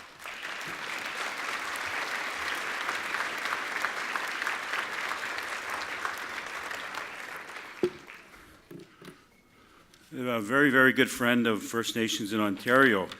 And Eric, we have a recognition here. I understand that this recognition is and maybe I'll get our MC to come up and explain this. He's done such an excellent job, and then I'll provide some closing comments. It's very important. I've been describing it as a hall pass. But it is a donation to Anishinaabeg Health in Toronto here on your behalf for $150, so thank you very much for joining us today.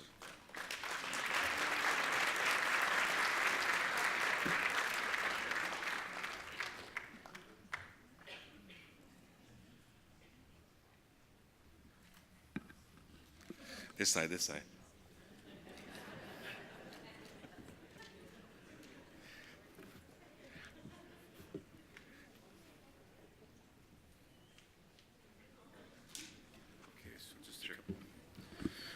Thank you again. I just want folks to know this is a very significant opportunity for us to give acknowledgement to a special friend to Ontario First Nations, but also to Ontarians.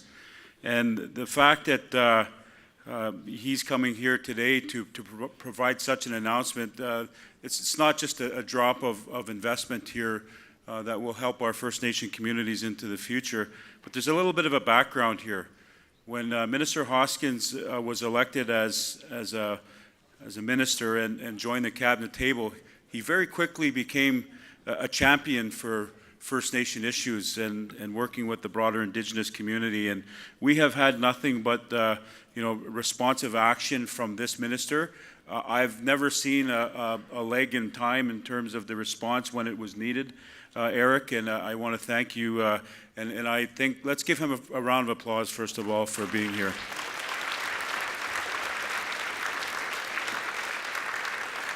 And as far as what's been announced today, we're very appreciative from the perspective of 133 First Nations in Ontario, as well as those that are working towards transformative change and have a very unique and a much needed relationship with the Ontario government in terms of how that transformation is working.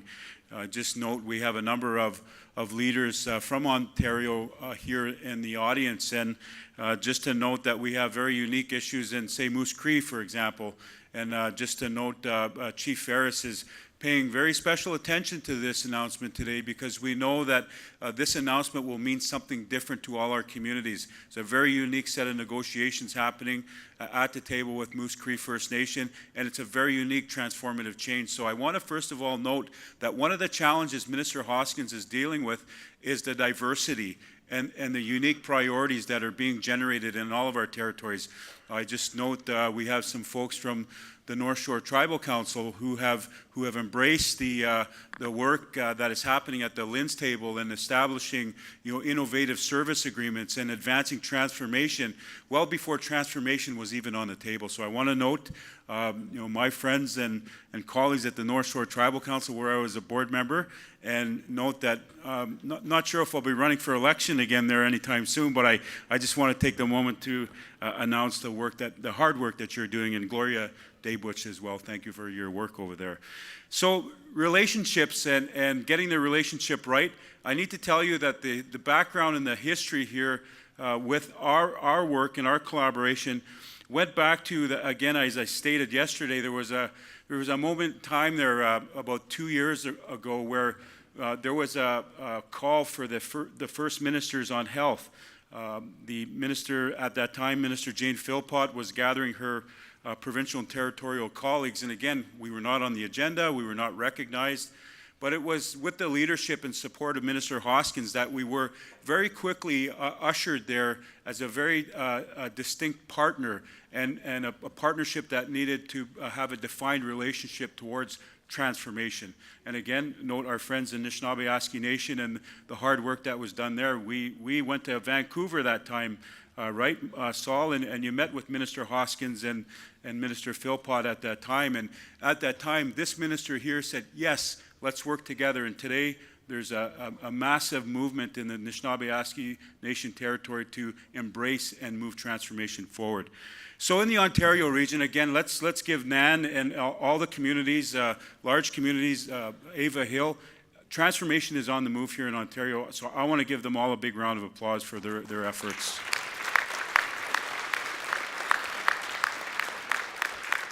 So I also want to just elaborate very quickly here on the notion of investment. We know that there is a gap. We know that the financial investment and the fiscal systems and the transformative change in healthcare systems itself, that's where the real work is needing to take place. We've, over the last year or so, we've grappled with a lot of issues around how do we establish the governance around that? Because some may say we have the treaty right to health. Some are saying we need to focus on systems. We need change on the ground, and we need to somehow bring that all together in a unified manner. And again, those investments will be critical. But I think that as we move forward and we start to make the shift and the paradigm moves towards giving that authority back to our communities and our territories, that capacity is ultimately being generated through this type of a partnership. And I want to say that as far as the next steps go and governments that have existing mandates, the challenge will be, how do we ensure sustainability?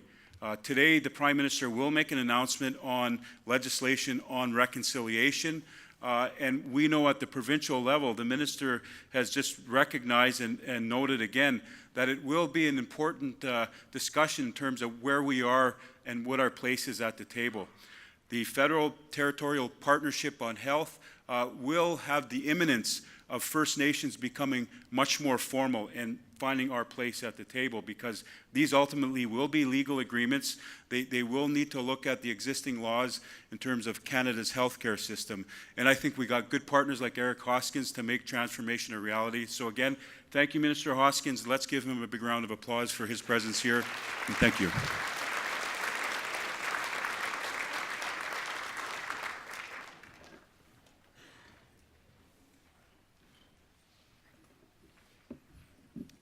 Speaking of transformation, I took the up from the Pearson all the way to here.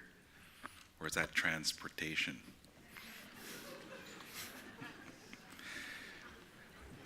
With that, We are now going to transition to caucus.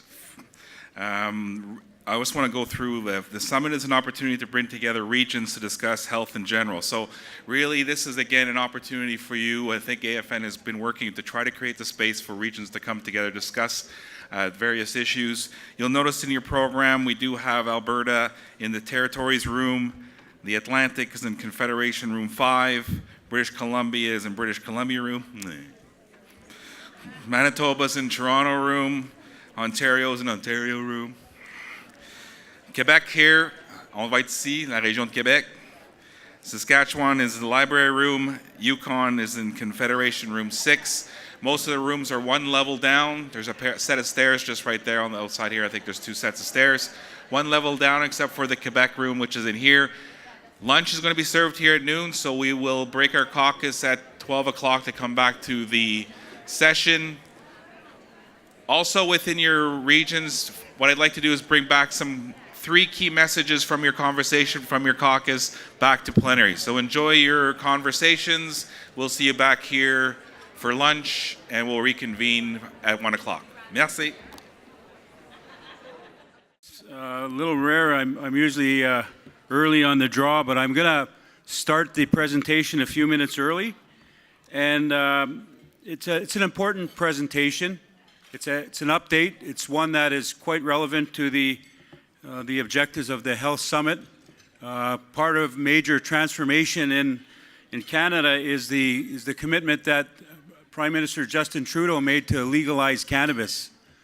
And if we all combine our stories as to how cannabis has become almost normalized now in many of our territories, and how there's still some ambiguity as to what laws apply and how we're going to deal with this. This is one of the major themes and challenges that we're faced with right across the country. So we are going to provide you a little bit of an update here. And I'd like to provide that update as a means to give you just a very quick snapshot of what we're doing at the Assembly of First Nations and the efforts that are being also collaborated on from the perspective of Health Canada.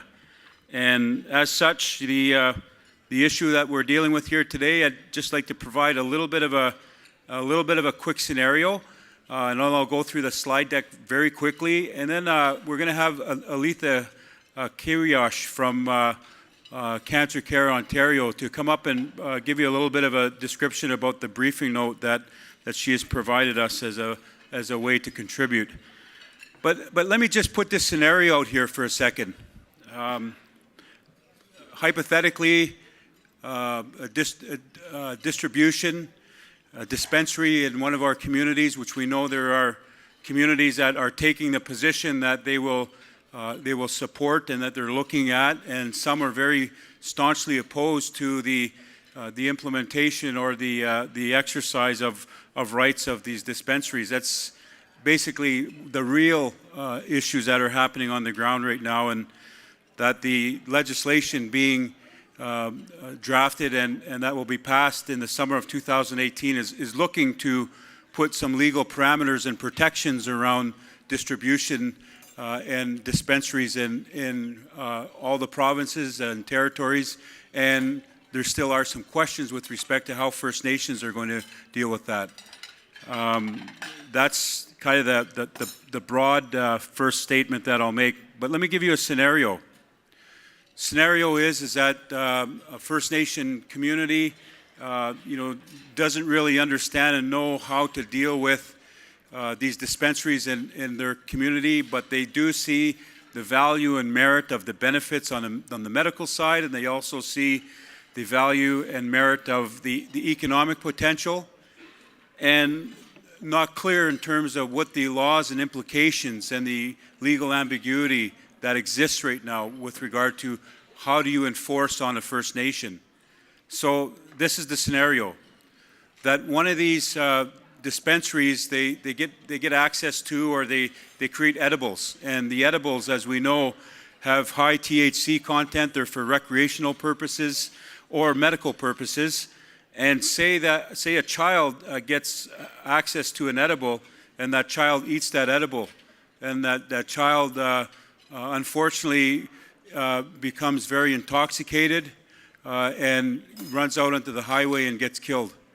You know, unfortunately, that is a scenario that could potentially become a reality because of the uncontrolled nature of how do you manage cannabis in a First Nation community. And, you know, we are at a very important time where we need to really take stock of, you know, what sort of community safety measures are in place, what are we doing to understand the depth of the issue, and what are the plans going forward. So basically that's where we're at, and many of our communities have said we need to get moving, but we do want to support the development of the cannabis economy in our territories. So just a very quick overview. So this is a presentation that will be made available to you. It's just to provide a very basic background. We'll provide an update on the National Task Force on Cannabis in that presentation. And we would like you to take from here, if you've got questions that can't be answered today, these are questions for your community, and we're already saying, you know, start the process in your community if you haven't done so in terms of having that discussion. So the bill at the federal level is Bill C-45, and as you know, provinces and territories are and have drafted and have actually introduced legislation within the provinces and territories. The bill at the federal level aims to amend the Controlled Drugs and Substance Act, the Criminal Code, and other federal legislation to enable legal access to cannabis. The Cannabis Act objective, basically to prevent young persons from accessing cannabis, to protect public health and public safety by establishing strict product safety and product quality requirements, and to deter criminal activity by imposing serious criminal penalties for those operating outside of the legal framework. And that's going to be part of the challenge. Many are actually pushing, and there will be a political, I think, a scurry around how do we address this in our communities, and this is one of the things we hope to avert here in the very near future. Cannabis regulations, the federal government would license the production and set industry rules and standards for the cultivation, manufacturing of cannabis, enforcement of rules including conducting inspections, issuing licenses, permits, testing, analysis of cannabis, and at the provincial level, the province and territorial governments are responsible for the distribution and retail of cannabis. Authorization and inspection administration are to be determined by the provincial and territorial and municipal governments. And again, just in recent weeks, you will recognize and you will remember that the provinces and federal government and the territories met on this, and they've already struck a deal in terms of the excise tax, and not to mention that there's also going to be a tax regime at the provincial sales tax level, and again, First Nations are not part of that. Just to note that he did let the National Chief know about that this was a concern. He did send a letter out to the Finance Minister and the federal government, and there has been some movement to signal and recognize that First Nations were not part of that initial agreement, and that's something that the federal government will inevitably have to address. Okay, the National Task Force on Cannabis, myself and Ghislaine Picard from the Quebec region, AFNLQ, are the co-chairs. There are 3 staff representatives of the AFN, 5 regional reps selected from AFN Chiefs Committee on Health, Economic Development, Social and Fiscal Relations, subject to an open door policy. And again, these are just the ones that were factored into the proposal. We are opening up this door to all the regions. Again, there's representatives from the First Nation Health Agency, First Nation Policing Agency, elders, women, youth, and again, all portfolio holders having standing may participate in the work of the task force. And again, that's because there's a very short time frame that we are working with, and we want to get moving and get everybody involved. So to date, this is what's happened. In October, the AFN Bulletin went out informing First Nations of the Cannabis Working Group. And November 7th, a proposal to fund this working group was submitted to Health Canada, for which the AFN received a commitment. So that's just from Health Canada so far. And as an informational session and pre-workshop, it was held on December 4th, 2017 at the SCA. A quick survey went out. There were some obvious issues with regard to the survey. We need to be very mindful and careful how the surveys are generated, because this is really important baseline information going forward. So going forward, from January 2018 to July, we are hiring a coordinator for the Cannabis Working Group. We're developing an engagement and communication plan, and participation in the Special Chiefs Assembly on federal legislation, May 1st and 2nd, 2018 in Gatineau. Again, it's very, very important that you mark this in your calendars. This is something that we have discussed at the AFN executive table, and something that the National Chief has been pushing forward in terms of we need to discuss what is happening with regard to legislation in this country. And as we note today, there will be an announcement on reconciliation legislation. There's the law and policy review, there's the fiscal table, and there's the joint priorities. That's very much an important process, and we are making certain that the issue of cannabis is front and center as well, because it's such a societal shift in Canada that is going to affect most every sector, whether it be health, education, and so on and so forth. And based on engagement, report back to the chiefs with recommendations, and a report to Health Canada to be tabled in the summer of 2018. So there's another piece to this. It's one where earlier on there was some concern regarding the fact that Veterans Affairs and policies that would allow veterans to get financial subsidies for cannabis for PTSD. First Nations said, well, what's the difference? We basically would fall under the same conditions, and we feel that needs to be addressed. We know, again, that this is a very complex arrangement of medicinal cannabis and recreational cannabis, and you know, the dispensaries that are out there now are claiming that they're signing off on the medical need for these individuals, and there's a lot of issues at hand here with regard to OCAP principles, protection of information, and liabilities that may go back to the community. So we definitely need to sort that out, and I've spoken with the Health Canada representative today, and recognizing that this is so underdeveloped at this point, that as this transformation exercise unfolds and the two new departments are created, we've got a lot of work to do to make sure that we're well up to speed and working together. So this will be something that we'll be working on very closely with the federal government. Spurring discussions, there are many considerations when it comes to cannabis and our communities. Again, we are open for discussion from all perspectives, and we are looking for, you can look for more information soon. You know, I just want to say that this is going to be a defining moment for us when the legislation is finally adopted and receives royal assent. All indications are that there's going to be a delay, which is helpful to us, but at the same time, we can't be waiting for governments to draw our future. There has been a strong suggestion that First Nations need to look at jurisdiction. So there are 4 areas, again, I'll just note and leave off my presentation with 4 areas that we are concerned with at the task force are health, social, economic, and jurisdictional issues. And I would offer to the communities right across the country that maybe the question should be, what are the jurisdictional implications with regard to cannabis in our First Nation? And I believe that will open up a number of issues, concerns with regard to community safety, regard to permitting, liabilities, so on and so forth. It's a big issue, folks, and we wanted to just offer this presentation here at the Health Summit to suggest that there is a major issue and area around health, and how do we utilize the benefit, but how do we ensure safety and ultimately do this all from the perspective of First Nation jurisdiction.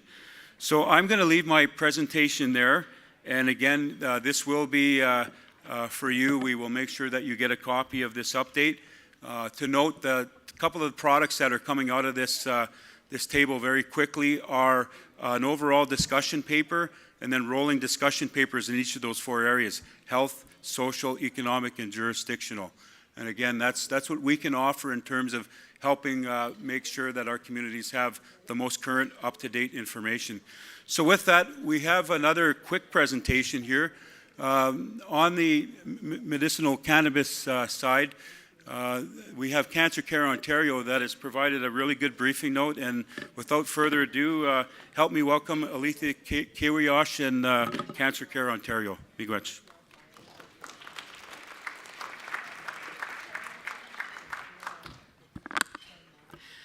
Thank you, Ontario Regional Chief Day. Chief Day and I bumped into each other at the Anishinaabe Nation Health Forum a few weeks ago, and we had talked about, after his presentation that he shared there, and I had shared with him that we were definitely keeping our hand on the pulse of what's happening when it comes to the cannabis legislation, because there are certainly implications when it comes to cannabis use and cancer. So he asked if I would pull some information together, and we have provided a briefing note to him that has pretty much all of the information that we're aware of when it comes to cannabis use and cancer and what research has been done up till now. And there's not a lot. But very quickly, I just want to share with you some of the findings from that. And we know that cannabis is used and has been used in herbal remedies for a long time.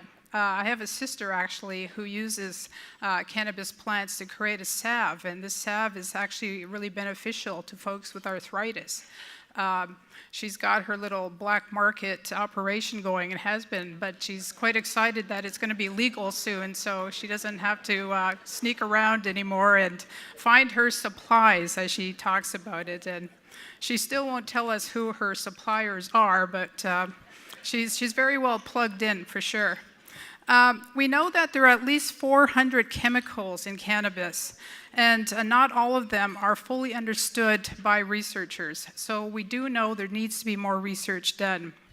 We know that cannabis has been used and continues to be used to relieve nausea and vomiting and can help with appetite. Very interesting that we're having the cannabis talk while we're having lunch. Brings to mind the munchies, so there you go. We know it's very effective that way. So it has been really helpful for folks with cancer to help improve appetite and to help reduce things like vomiting and nausea. And this has also been helpful for AIDS patients as well. We know that there's higher cannabis use among males, especially in the ages 18 to 24 and 25 to 44 years old. And we know that cannabis smoke contains many of the same harmful carcinogens as tobacco smoke. At least 50 of the carcinogens that are in tobacco smoke are in cannabis smoke, and that's really important to note. We also know that lung cancer is the cancer that we are most concerned about when it comes to cannabis use, because most folks smoke cannabis. I know there are other products that are being developed, and that's also a concern. And Regional Chief Day alluded to those, whether it's baked goods or candies and things that are becoming more attractive for young people to get into cannabis who may not otherwise have been even interested in it. But for the most part, it's still smoked. Smoking is the most common way to use it. One of the carcinogens in cannabis is called benzoprene, and it is used, it's the same, this is the same tar that is in both cannabis and tobacco. So commercial tobacco has the same compound.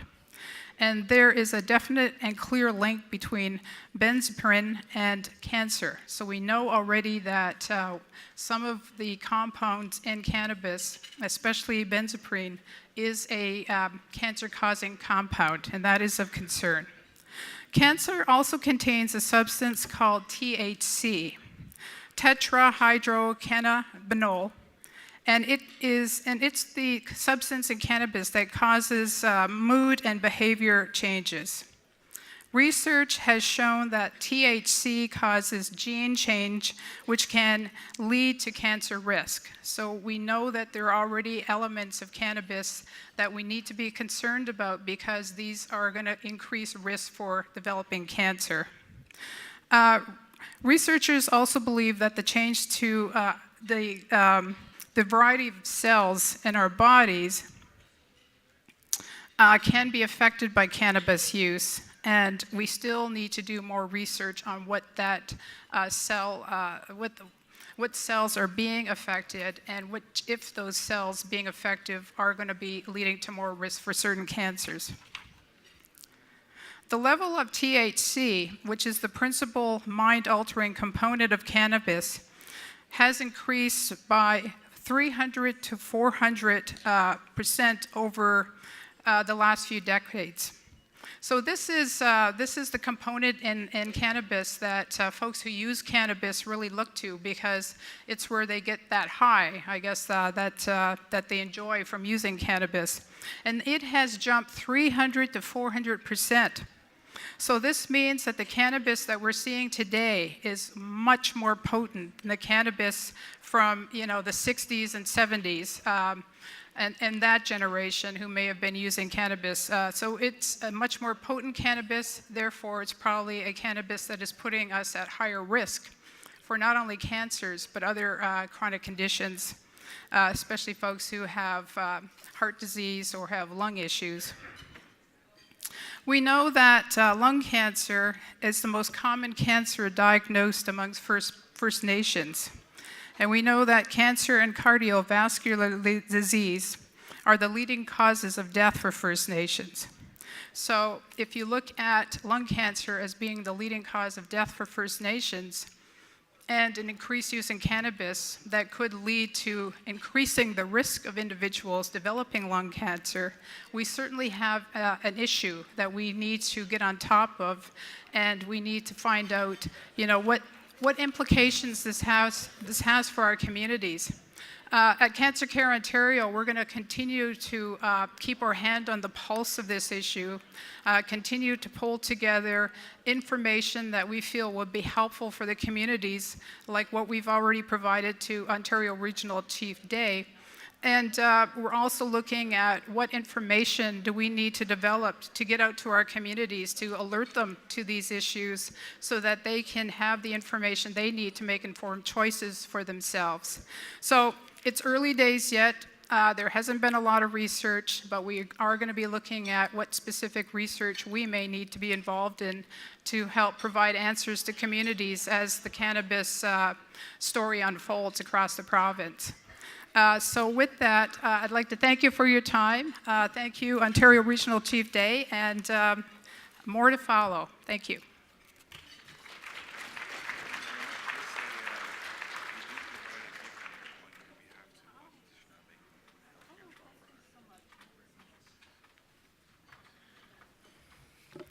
Thank you, Althea.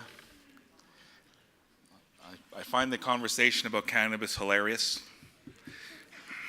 I'm not exactly sure why. The first thing that jumped out to me was regional chiefs talking about the rolling papers, which I thought was pretty good. The second thing that jumped out to me was the THC and the munchies. And I was thinking one area that we haven't really explored is going to be the impact on diabetes. Because I'm thinking, you're eating away, you might have a smoke, and you'll eat away again, and you might have a smoke, and you'll eat away again. So, what are you eating? You just keep eating and eating and wondering what kind of impacts that might have on diabetes. I'm also was talking about the dangers that the regional chief spoke about, and there was a recent story in Toronto here where the police officers had confiscated some edibles, and they were sitting in their cruiser and they ate those edibles, and they suddenly went completely paranoid and scared, and they were calling the office to come save them from their cruiser because they were having they're starting hallucinating on their edibles. So they called headquarters, and the police officer came to rescue them. And the police officer that came to rescue him slipped on the ice and fell and hit his head. So they had to call another cop to come and save the two cops, the one that was on the floor outside the cruiser and the two that were freaking out in their cruiser. So just a heads up to our own police officers out there. Don't be trying the product that you're... Also, in terms of paranoia, all the candies on your table have been laced with THC.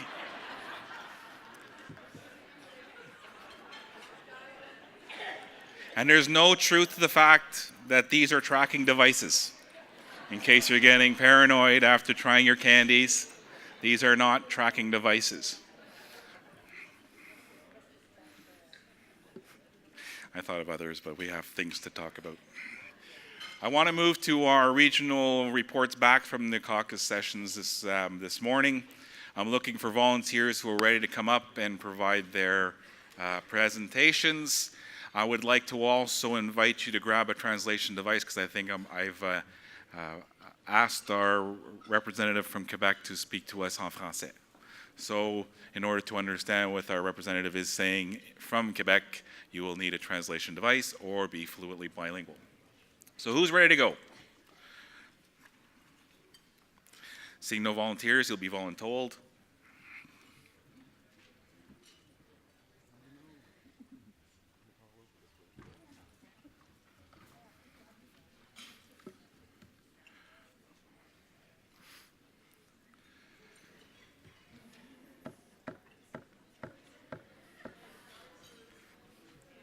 Should we go in alphabetical order?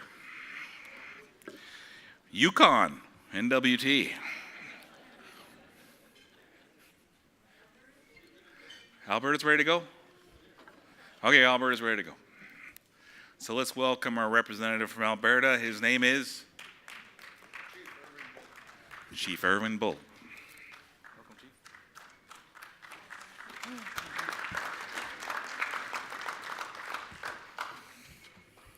Hanse, tatamskad na oga kyo. Marijuana. Got me reminiscing there. I was talking to my niece and telling her stories. But, of course, our table here was a wonderful period in my time. Most memorable. But, you know, with the Alberta discussions that we had, you know, it's always good to have some of our elders from the South that have been involved with treaty since time immemorial, pre-treaty, to remind us about the fiduciary responsibility of the federal government with the medicine chest clause, looking at it in the true spirit and intent, you know, not like how the government seems to perceive it. So it's always good to hear what our neighbors from Treaty 7 tell us, as well as with us from Treaty 6. We always put our medicine chest clause, so one of the first items that we like to bring up when it's dealing with health and how we look at it, because our elders constantly remind us. And, you know, getting involved with AFN, you know, I've been involved in the Chiefs Committee on Health for the last year. And, you know, we always say, you know, a lot of First Nations say, AFN doesn't represent us, doesn't speak for us. You know, but at the same time, we have to be involved to be aware of what's going on nationally. And it has helped me understand more, you know, not only to look at my own backyard, but what is happening across the country. Like this morning with the minister, you know, what was it they signed? What kind of an agreement? Does that have an effect for the rest of the country? That is a question that came to my mind right away. You know, what was the agreement upon? So those are some of the things that had me concerned to ask to be a part of the discussions and the experience I have in working in the health field. You know, we have to ensure the federal government continues to have these bilateral discussions, you know, to look and understand the true spirit and intent. You know, not to look at how they always try to tell us just the box itself. So, you know, that was one of the things that we talked quite a bit about, was the treaty. And also the involvement with our partners. In Alberta, we have Aj Koontz, which is a table between the FNIB, used to be, and First Nations, 2 chiefs from each treaty area. With that one, you know, there again, we're looking at it right now because of the transformation of INAC and Health Canada, FNIB, to be under DISC. So that's being worked on by our committee, and they're bringing the recommendations to the chiefs, as well as with FNIB REO Jocelyn Andrews. Also, in regards to the province, you know, the question is, where do they fit? You know, because as I said, our treaty is with the federal government. It's not with the province. But yet we know the province receives dollars on behalf of First Nations. And I think this goes, you know, with what Mr. Bellegarde, Grand Chief Bellegarde, you know, with the fiscal relation, to have one agreement. You know, instead of our dollars being 40% of our dollars going to somewhere else. So as sovereign nations, you know, we have every right to build our own laws and to assume the jurisdiction. And one of the items that was mentioned, you know, it must be community driven, because each community has to consent and agree. And that's one of the obstacles that we have in Alberta. You know, we have the 3 treaty areas, 6, 7, and 8. And although we're building on trying to come together, and next week we have a AOTC, Alberta All Chiefs meeting on health. And really looking forward to that, to see how many of our chiefs come together, you know, to look at health. And we have to be able to respect the vision of other nations.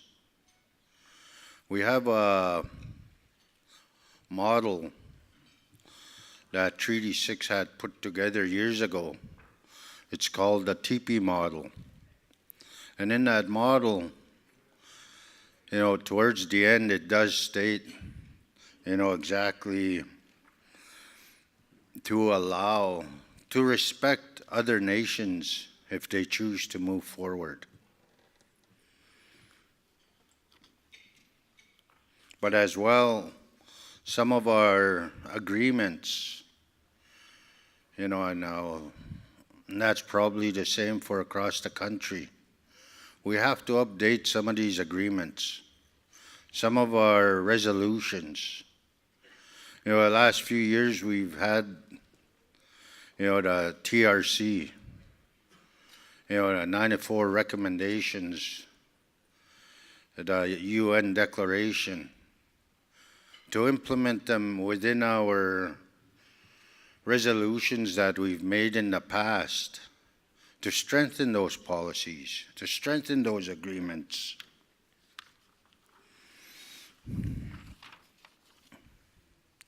And at the same time, we have to be careful, you know, in this advancing in this health transformation. You know, we always say, you know, I always tell some of my programs, you know, because we're always scrutinized for the dollars that we get. Make sure the T's are crossed and the I's are dotted. And it's the same thing with the agreements. We have to make sure we review them carefully so it does not jeopardize our treaty and our agreements. And one of the last items, you know, going back to AFN, you know, where can they help us? How can they help us? You know, the one item that we talked about was the 2%. You know, when is that going to be implemented? And now that, you know, the FNIB and INAC are together as one, do we lose a percentage? Was that their way of saving money? But, you know, I guess that's a way, you know, with AFN, the discussions that we can have. How can we push the government to implement that? But as well, you know, the TRC, you know, how can that be pushed upon the provinces, the recommendations that were made? So with that, you know, as a chief, I can take the whole afternoon because I like to talk on a mic once I get going. But I see our chairman here hovering over here. So with that, I thank everyone for taking the time to listen. Thanks. I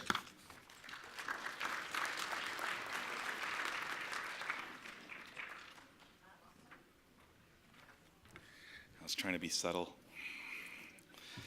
So our next presenters are Nova Scotia, New Brunswick, Newfoundland, Labrador, Prince Edward Island, or as we like to refer them, the Atlantic.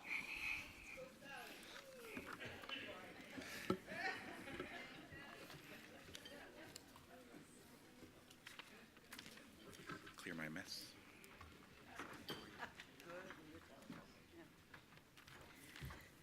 Well, Ali Otantel Pisliokis cook. Actually, the Atantrawe was good move. Thank you very much for the invite. And I thank each and every one of you that have contributed to this conference. And it's good to see old friends and make new friends. Well, thank you very much. The Atlantic, we're one region, but comprised of 4 different provinces, 4 different health authorities, 4 different provincial governments and how they do business. And so trying to get all these tables together from province to province is going to be very difficult, because in one province they will not sit at the table. And in one province, even the minister was at the table of our health partnership and his staff. And so we're in that position where we have to create more linkages with the province. In Nova Scotia, we are gradually making that linkages. With the Duigan that was established a few years ago, we have our own health data, as it pertains to residents of Nova Scotia. And also we have a client registry. And so we're making headways along those lines. And what we discussed in our caucus was varied and, you know, it's like we have the provinces that have and we have the provinces that have not. And as First Nations people, we have to start working together as a team and working with the different departments such as PNIB in order to accomplish our task as it relates to talking with the provinces. And I'm happy to say we have a tripartite process in Nova Scotia. As well, there's one in Prince Edward Island. But there has to be more headway within those, especially with the Nova Scotia tripartite, because of the fact that the players constantly changed. There's no continuity from whether it's the province or even INAC at the time, that's never there.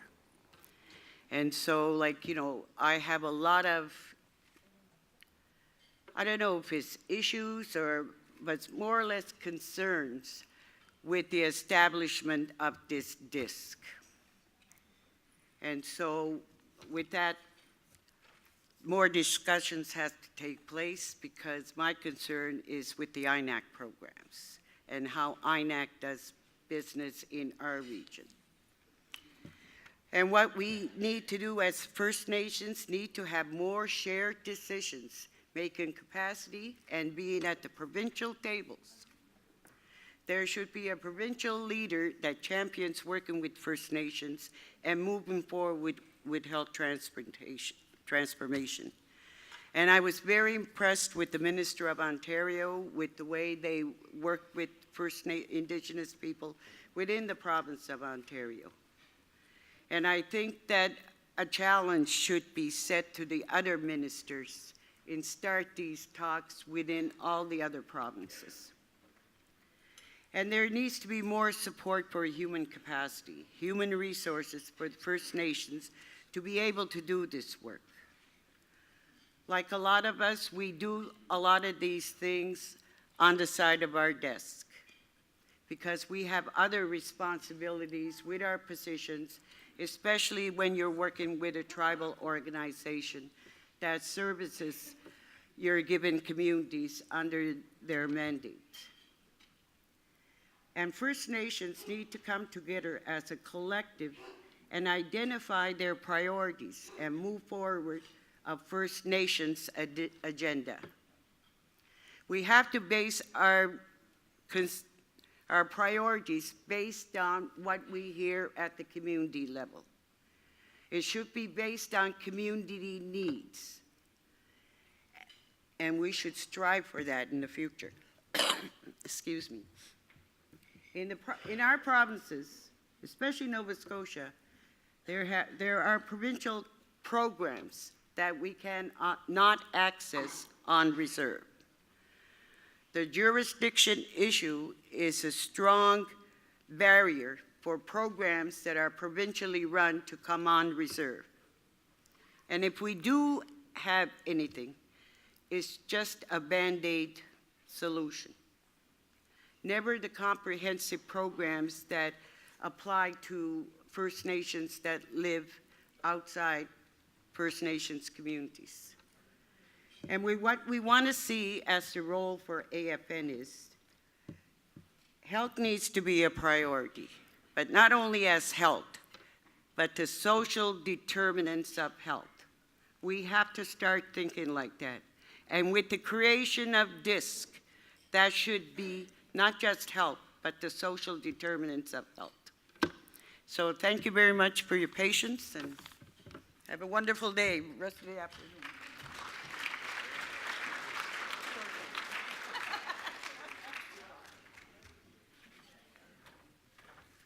Thank you, Patty. Nick is going to join us from British Columbia. So give a hand to Nick here.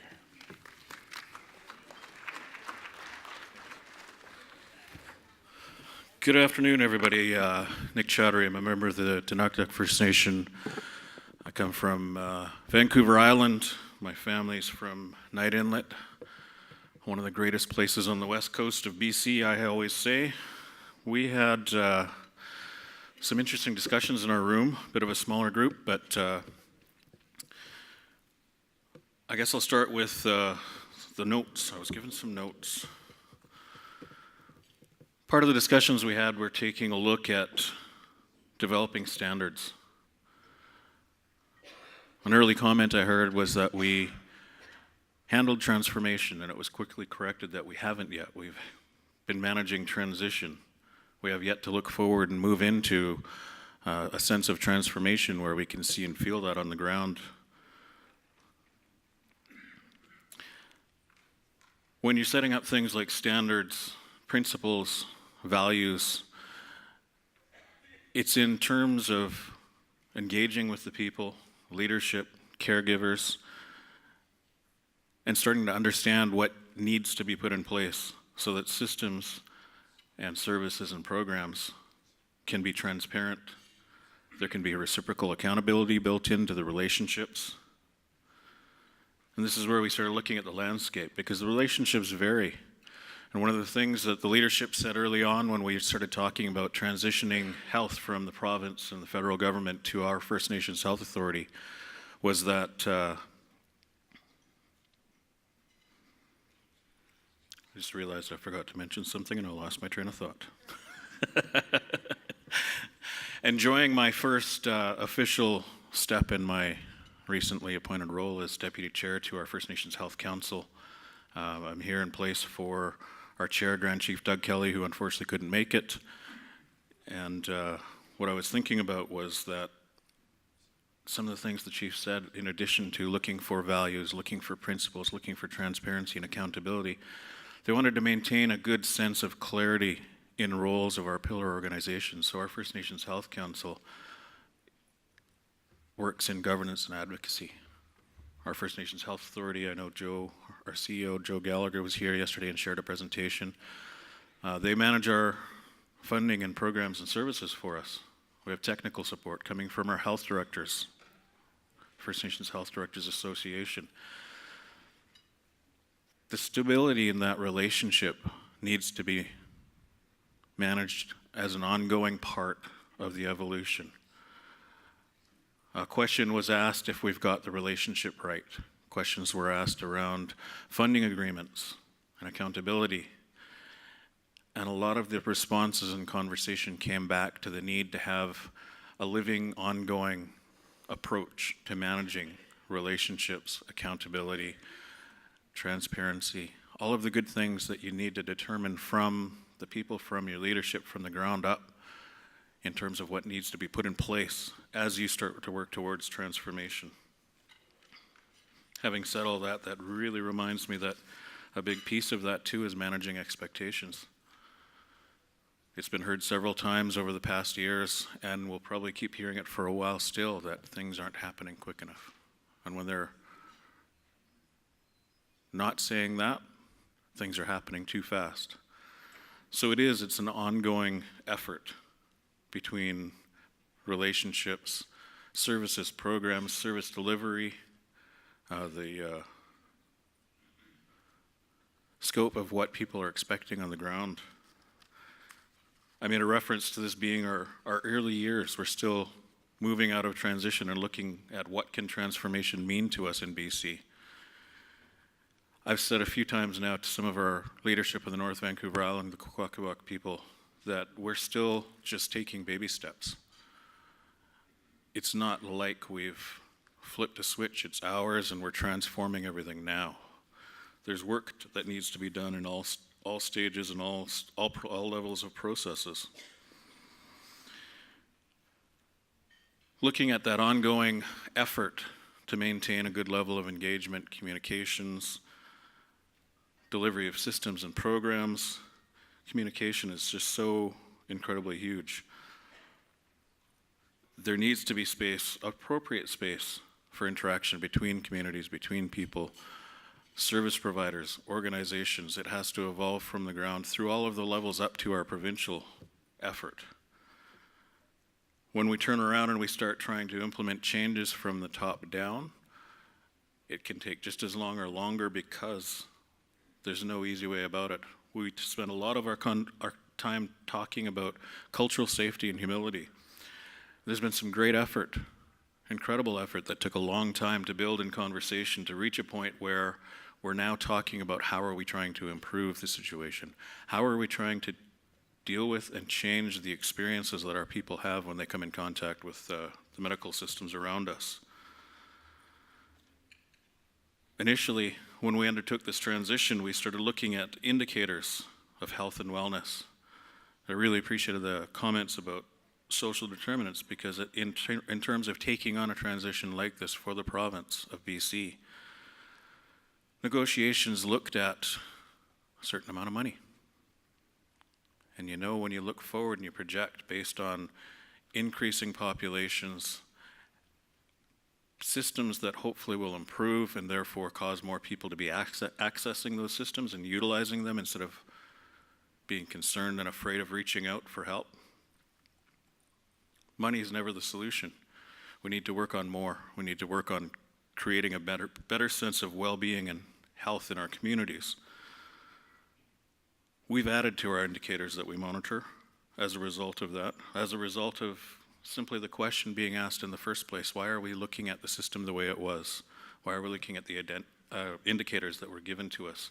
How do we move beyond that and look back to who we were and how strong, healthy, and well we were in our communities prior to contact? We did talk a bit about data management, access. It's one of the key points to transformation. Access alone can be a huge barrier in some instances, and creating that better approach was very important. I think that mainly came from questions around Aboriginal patient identifiers. People walking in, you walk in and how comfortable are you to declare, yes, I'm First Nations, yes, I have a status card. Simple things like that always draw us back out of the process, out of the systems, into the experience. And I think that's one of the comments that was shared too. And I said, how do we look at it when we peel away cultural safety and humility, when we peel away all of the good work that politicians can do, administrators can do, advocates, caregivers? What's the experience that somebody has when they're walking into an emergency room? And how do we change that? It takes a lot. And it takes us back through a lot of times, and we cycled in our conversation back around to relationships, communications, values, principles, expectations, outcomes. We did touch a little on the role for AFN. It seemed that as we evolved the conversation, there's really a sense of appreciation, not only for an ongoing network for us to all come together and share and learn from each other, but to also realize that as good as one group or another may be doing, there's always space to learn and grow beyond that. Just like I said when I heard the question, have you got the relationship right? There isn't a point where it's right, because that would mean it's done, and this isn't something that's done. A relationship is ongoing. Transformation. If we could transform the services and have excellent health and well-being in all of our communities, and the social determinants of health, they became strong indicators of well-being, maybe transformation would be done. I don't know if we could reach that in 10 years, but I'd like to stop thinking of things we can't reach in my lifetime or my children's lifetime. I think I've covered everything we've talked about. I thank you for your time. Appreciate hearing the insights from other regions. Thank you.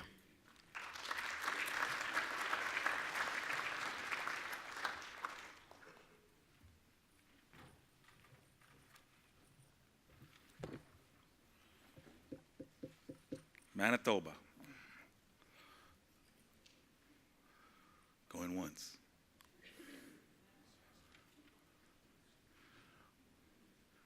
Manitoba. Oh, here he comes. he's surprised that he came after and before Ontario.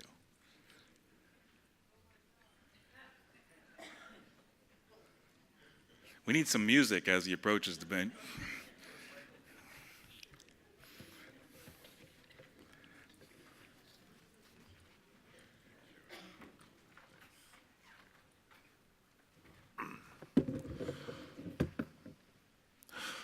Thank you. Good afternoon. Sorry, our note taker wasn't a very good note taker because it was me.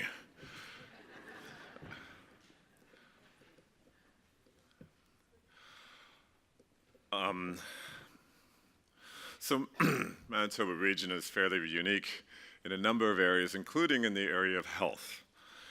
When we looked at a number of things that we were discussing, a lot of different things happened because there's a lot of good stuff that we heard here, and we're not quite there yet. But in other areas we are, and there's a number of good things that are happening on the ground with our organizations. So we figured we would group these discussion points on, for our First Nations, what we need to do, and then also for the federal and provincial governance, and of course, the role for the AFN. So the first one in regard to First Nations is that we need to make sure that there is unity politically that gives effect to our unity accord that our 3 Grand Chiefs has signed off on in 2017, and to be able to make sure that our leadership reflects what each of the chiefs, tribal councils, and service providers actually want. And so there's a lot of issues that have to be dealt with, and of course, dealing with the province and federal government as well. We've got some good stuff happening on the ground, such as the good work that's happening in northern Manitoba with the Manitoba Keewatinowi Oganagamak. I can never say that correctly. They are working towards working in a transformative manner as it relates to primary care, and they're looking at other northern health services as well. We got our tribal councils and independent First Nations doing various things as well, identifying needs as well, and we've also, through the AMC, created the First Nation Health and Social Secretariat of Manitoba that has a really good mandate of research, program development, and services, and looking at policies as well. So how to pull all this together is really what we need to do regionally. We need to, however, make sure that when we consider doing all of that, we focus on reestablishing our jurisdiction, our First Nation jurisdiction in the area of health, which is, in terms of governance and decision-making and law-making, something that the leaders need to talk to. Maybe not necessarily technicians, but the leaders need to come together and say, what does this Canada Health Act really mean? But then also, from our own jurisdiction, what does First Nation lawmaking mean as well, and utilizing our own jurisdiction? And who cares about the federal jurisdiction to some degree as well? So those types of discussions, and when we're looking at that, immediately comes in with the good work that the AFN is doing, and a table that the chiefs recognized is talking about fiscal relations, because that's a large portion of that component. We can make our laws, but if we don't get funded to be able to provide those services, is problematic. The areas in terms of what First Nations in Manitoba need to deal with also in policies, programs, research, and services. In terms of looking at the economic benefits for First Nations in the area of health, instead of white men making a bunch of money off of the illnesses of our people, is actually utilizing that to be able to be a potential economic driver in our reserves and in our organizations. And also, Grand Chief Dumas keeps calling it capacity enhancement. We have capacity. It's not developing capacity from scratch to a large degree, but it's actually enhancing our capacity. And how to be able to do that so that we have our own health professionals and health practitioners in our own communities. From the perspective of the federal and provincial governments, whittled down, from a federal perspective, it's let's share the decision making with us. We make the decisions, we make that planning, we do that. But we also have to make sure that that's consistent with what our leaders want. And then from the provincial government, we really hope that you heard some good stuff that's happening, especially here in Ontario, the stuff that, the announcements that were made. And we hope that the expression of coming to the table from a Manitoba region perspective is heard loud and clear to the Manitoba government representative, and to be able to actually work with us, because we need you as a partner. And then finally, in regard to the role of the AFN, we quickly identified that there's a need to be able to make sure that whatever happens at the national level, it's working with the Manitoba First Nations, that it's done in a coordinated way that respects the regional desires of what we've identified. We need to make sure that we design it and then it gets fed into the national process, not the other way around. And that somebody had mentioned at the last moment that AFN should not support any termination tables, especially when it comes to the area of health. That's it. Thank you.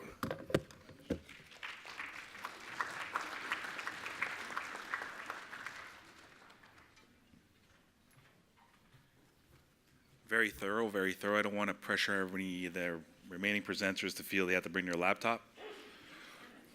Ontario. And just a heads up, Quebec va être next, après Ontario. Ontario. They got the facilitator to actually do the presentation. Tisk, tisk, tisk.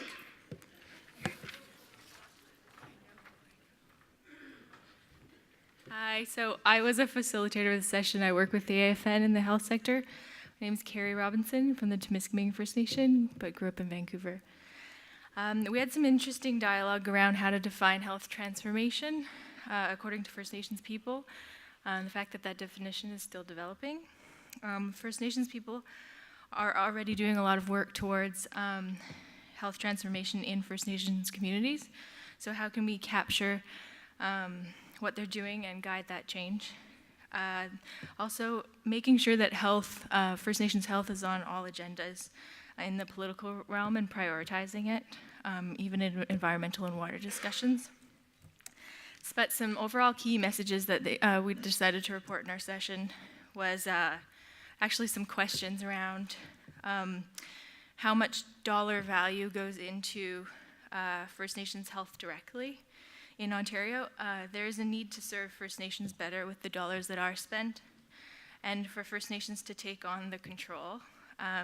There's a need to shift to equate investments to First Nations services in health education and human resource development on the ground. Another question was, what is the time frame for health transformation? And that's a key thing that First Nations people need to know when looking at some of the issues that we discussed. How will legislation changes impact First Nations health? That's a big key question. And what policy needs to be developed in order to drive that change? For example, the Indigenous Relations Act that's being passed, and First Nations input into that. Another question was, what will the federal government do to ensure that First Nations communities and individuals are part of decision-making in First Nations health programs and services for First Nations people? And last, but also key, is outlining data and information, and how can we change the conversations with provinces, the provincial governments, and First Nations to support data and information that empowers First Nations people to design and deliver Indigenous health and wellness. For example, investment towards retaining Indigenous health professionals, training, education, and support, dentists, doctors, psychologists, nurses in the communities, so that you can avoid some of that turnover that happens and increase cultural safety and sensitivity. I'm not sure if I missed anything. If I did miss anything, raise your hand.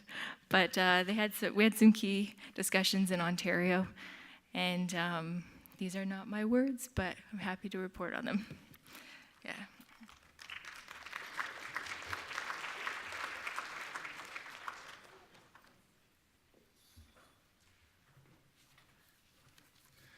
Better not have raised your hands. La région de Québec.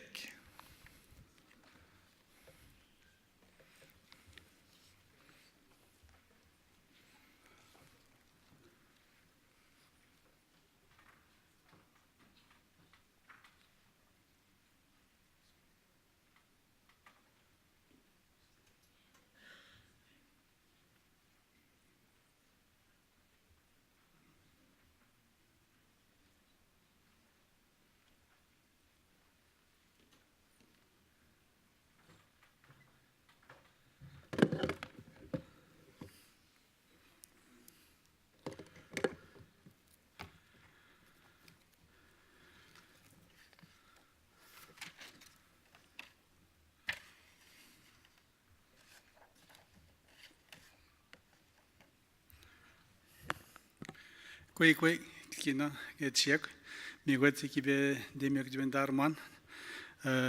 Bonjour tout le monde. Je vais m'exprimer en français, ma langue seconde, malgré que ma langue maternelle est l'Atikamekw. J'aimerais m'exprimer en Atikamekw, mais je pense que vous ne comprendrez pas ce qu'on veut donner comme message. Les questions qui ont été posées lors de cet atelier-là, je pense que c'était des questions qui étaient quand même pertinentes dans le contexte où le fédéral montre une ouverture qui d'ailleurs a déjà été présente dans le passé, mais qu'elle n'était pas tout à fait elle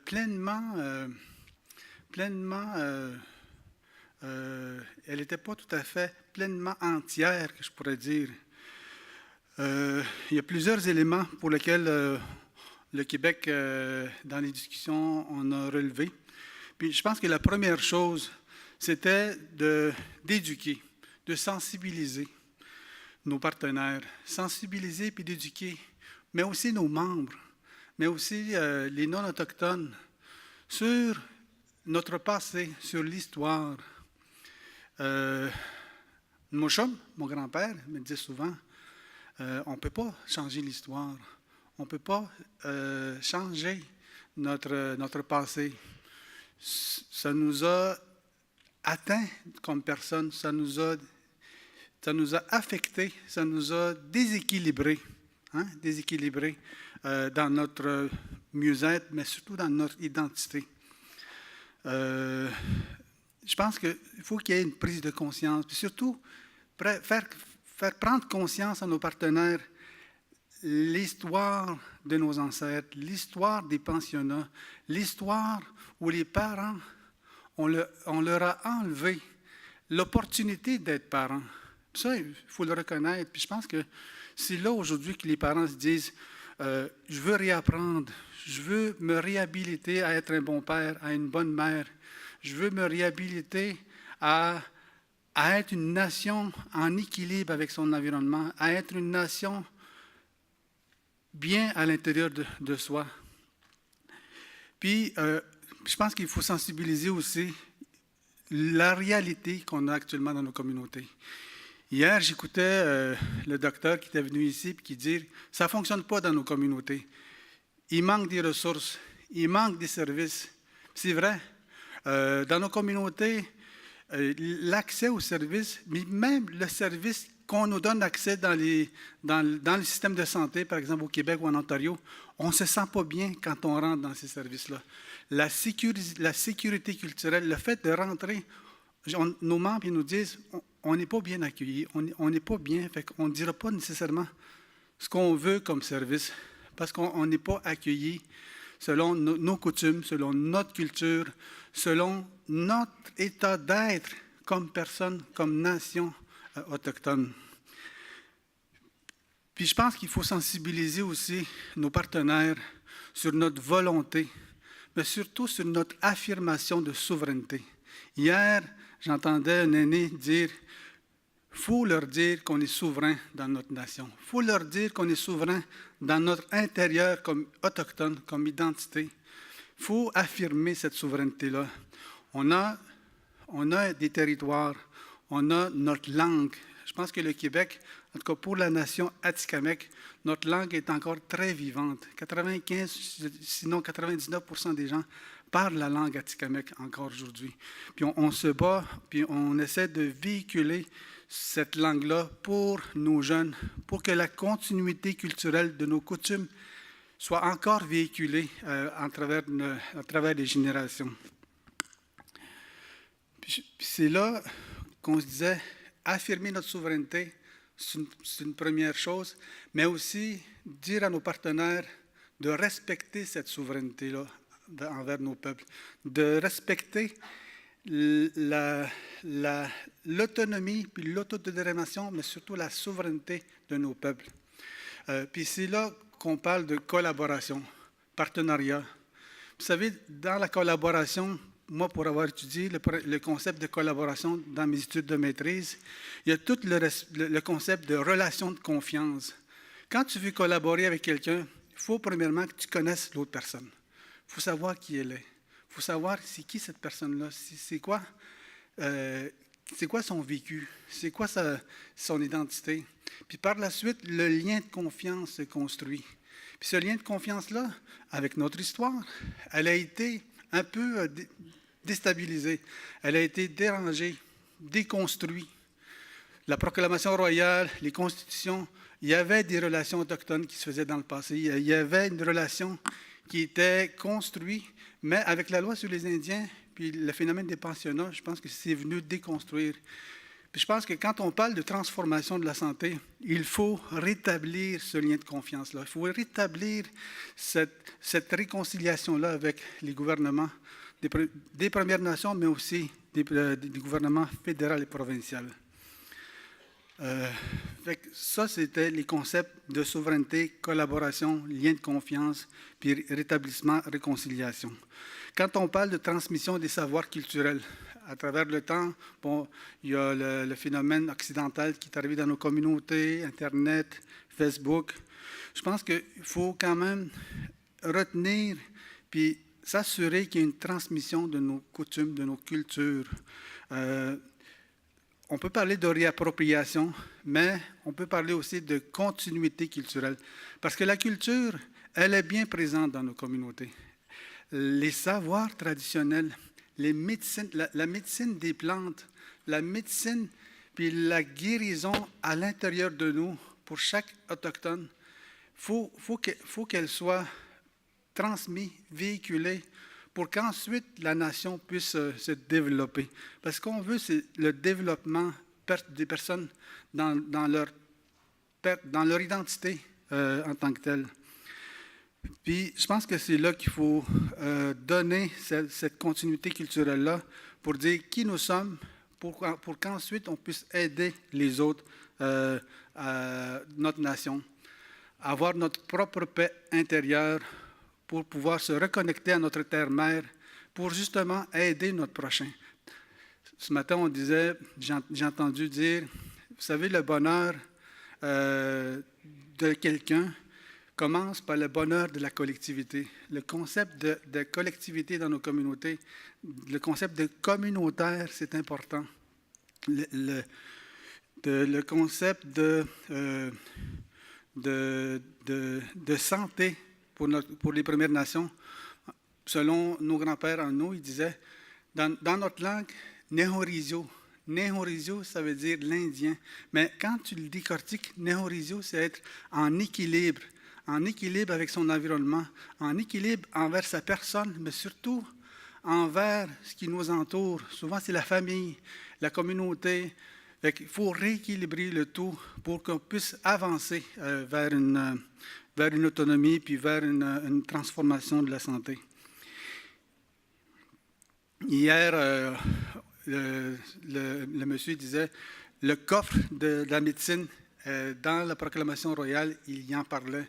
Mais est-ce que ce coffre-là, on peut l'ouvrir actuellement si l'identité autochtone en tant que telle a été déséquilibrée? Moi, à mon avis, ça c'est mon humble avis comme personne, je pense qu'il faut se retrouver comme autochtone. Il faut rééquilibrer le tout pour qu'ensuite on puisse mieux développer puis réouvrir le coffre de la médecine pour dire au monde entier comment les Autochtones ont été résilients, puis comment les Autochtones veulent se développer, veulent reprendre le contrôle de leur destinée, puis veulent reprendre le contrôle de leur santé en partenariat avec les autorités gouvernementales qui sont en place. Mais la première chose, c'est le respect, le lien de confiance, puis l'affirmation de souveraineté. On a parlé également d'avoir une approche plutôt holistique, une approche pas seulement compartimentée par section, la santé, le logement, les services sociaux, mais je pense qu'il faut avoir une vision holistique, une approche selon les déterminants sociaux. Parce que si on veut intervenir auprès des gens, si on travaille seulement pour la santé, mais si tu as des logements sociaux qui sont inadéquats, qu'il y a de la moisissure dans les logements, qu'il y a 30 personnes dans un logement comme tel, je pense qu'il n'y a pas nécessairement, on ne s'en sortira pas nécessairement parce que faut avoir une vision holistique selon les différents déterminants sociaux. Puis je pense qu'avec les changements au niveau des ministères, va venir faciliter ces nouvelles relations-là.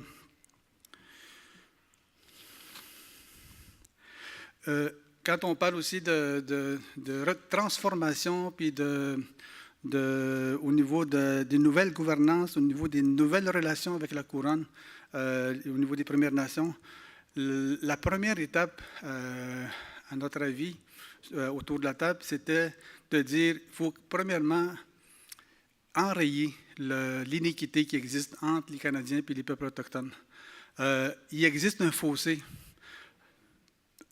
sur la vie qu'il y a dans les communautés, mais pas juste sur la vie, sur le financement, sur l'accès aux services. Tantôt, je vous parlais, même si le service existe, par exemple, à Montréal, à Joliette, mais les gens ne se retrouvent pas parce qu'ils ne se sentent pas accueillis. Fait qu'il faut rétablir cette iniquité-là.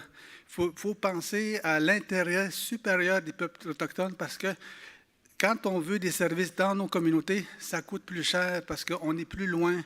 Il faut attirer les ressources dans nos communautés, il faut attirer les orthophonistes pour qu'on puisse donner le même service qu'un service en milieu urbain. Tout le concept de sécurisation culturelle, ça a été aussi un volet sur lequel on a parlé. S'assurer que nos membres soient en sécurité quand ils rentrent dans un centre. Puis je pense que tout ça peut se faire. Il y a une volonté du fédéral, je pense qu'elle est la bienvenue. Cette volonté, elle a déjà été existante dans le passé, puis je pense qu'aujourd'hui, on sent la vraie volonté. En tout cas, on a l'espoir que cette volonté-là soit vraie pour qu'éventuellement, qu'il y ait une réconciliation puis qu'il y ait une transformation dans nos relations. Mais il manque un joueur autour de la table. Je pense que les provinces territoriale. La province du Québec, entre autres, doit venir s'asseoir pour revoir nos relations, mais aussi nos façons de donner nos soins pour qu'elles soient sécuritaires pour l'ensemble de la nation. Ça fait le tour de nos discussions pour le Québec. Miigwech.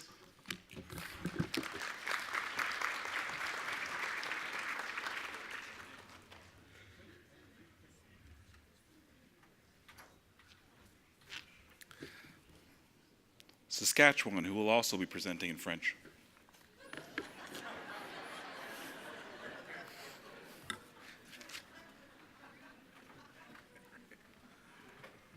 Bonjour, mesdames et messieurs. Comment ça va? Ça va bien. Bienvenue from Saskatchewan. Thank you. That's about the most French that I can speak. Vice Chief David Pratt from the Federation of Sovereign Indigenous Nations this morning. And first of all, we want to acknowledge the fact that we are on the unceded territory of the Mississauga. And it was humorous to hear the comments that Toronto was one of their thriving suburbs. So I found that very funny yesterday.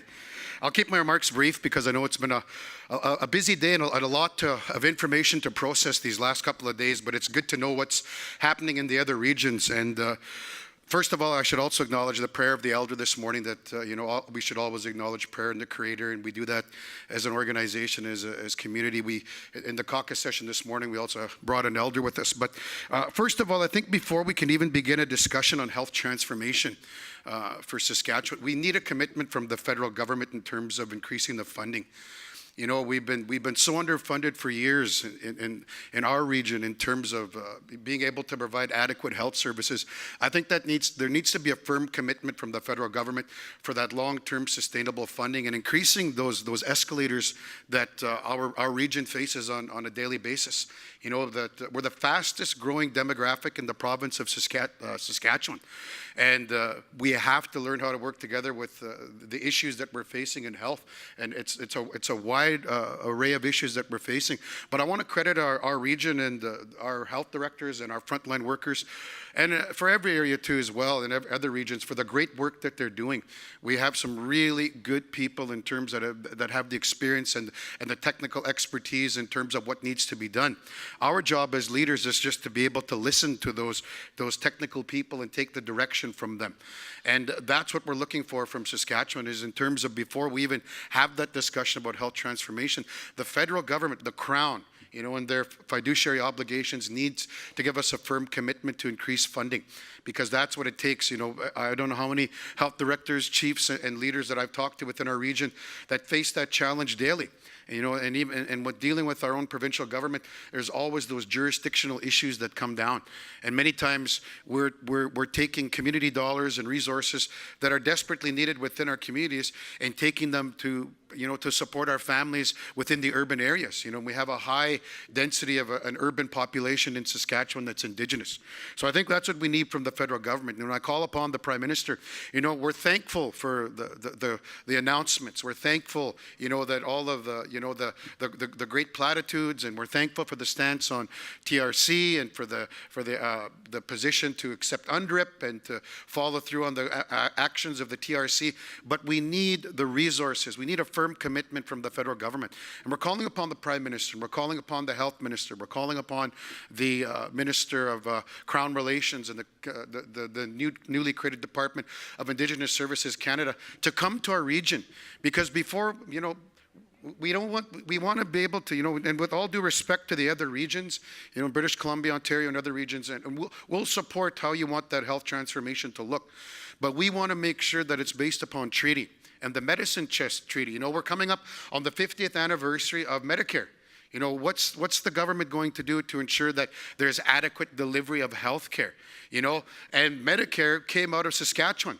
And Premier Douglas and Premier Lloyd, when they developed the idea of Medicare socialized health care from our province, it was based upon the Medicine Clause of Treaty Number 6, that adequate health services should be for every citizen, not just Indigenous people. And we don't see that happening for Indigenous people. There's a gap in the services. We have communities that are running $10,000 budget deficits to be able to provide access for their membership to get to the centers in Saskatoon, Prince Albert, and other areas to have the treatment that they need. So those are some of the discussions that we have to have. But before we can even get there, to even talk about health transformation, we have to have a commitment from the federal government, a firm commitment in this new budget and in the budget cycle to have those resources and those finances available to our communities. Obviously, we want it to be based upon treaty. And it can't just be First Nations, the health system just from public health, but it has to be holistic. We have to talk about acute care. We have to talk about the treatment. We need to give our First Nations access to those services. They shouldn't have to drive 10 hours to get dialysis, and that's what's happening in Saskatchewan and the challenges that our brothers and the sisters in the north are facing. After your dialysis, you didn't have a 6 to 10 hour drive back home. So we need to ensure that our citizens and our people and our members have adequate access to those delivery systems. And we invite the Prime Minister to come out to Saskatchewan, to come and sit with our elders, to come and sit with our leadership, to come and sit with our directors and our technical people. And I think that they have to come. And if this government is serious about nation to nation, look at what's happening in Saskatchewan, our own region, last Friday with that horrible miscarriage of justice. Obviously, there's an issue about race in this province and within this country that we have to begin the honest discussions about. We can't no longer bury our heads in the sand like ostriches, thinking there's no problem. We've had inquiry after inquiry. We've had recommendation after recommendation, report after report. Well, you know something? Why don't we start putting those reports and recommendations into federal and provincial legislation?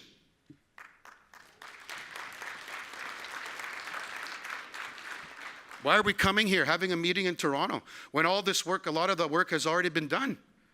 So that's what I tell the government that they need to do.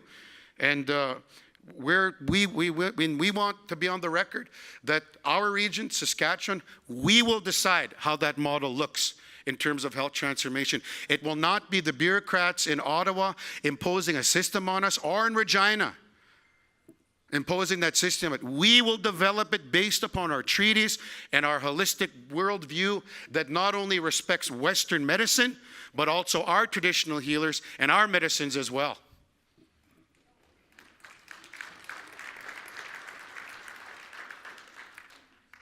So those are some of the discussions that we've had, and we're going to take that position, and we want to make sure that it's based upon our knowledge, our experience, and our region's position. So I want to thank the FN, and we need that support from the FN. You know, you're a lobbyist advocacy group, and we want your support in terms of taking our treaty-based stance from Saskatchewan, because it was the Crown that came to our area and took our hands and made that agreement that as long as the sun shines and the rivers flow and the grass grows, and I can see the sun still shining over there, that they would be held accountable and that they would make these commitments, that we would have all the bounty and the benevolence of Her Majesty the Queen, that all the other citizens take for granted and enjoy. And that's what we want too. And that's what we need.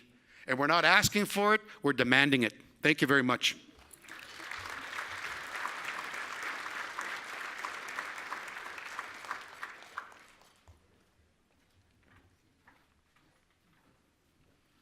Yeah.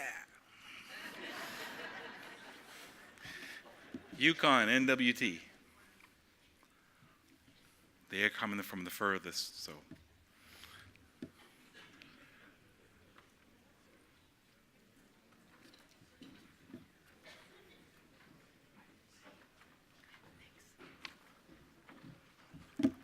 Well, I don't know if I have anything to say after that. That was amazing. I came back from lunch and the papers for our session were on my lunch plate, so I made the assumption that somebody wanted me to get up here and speak.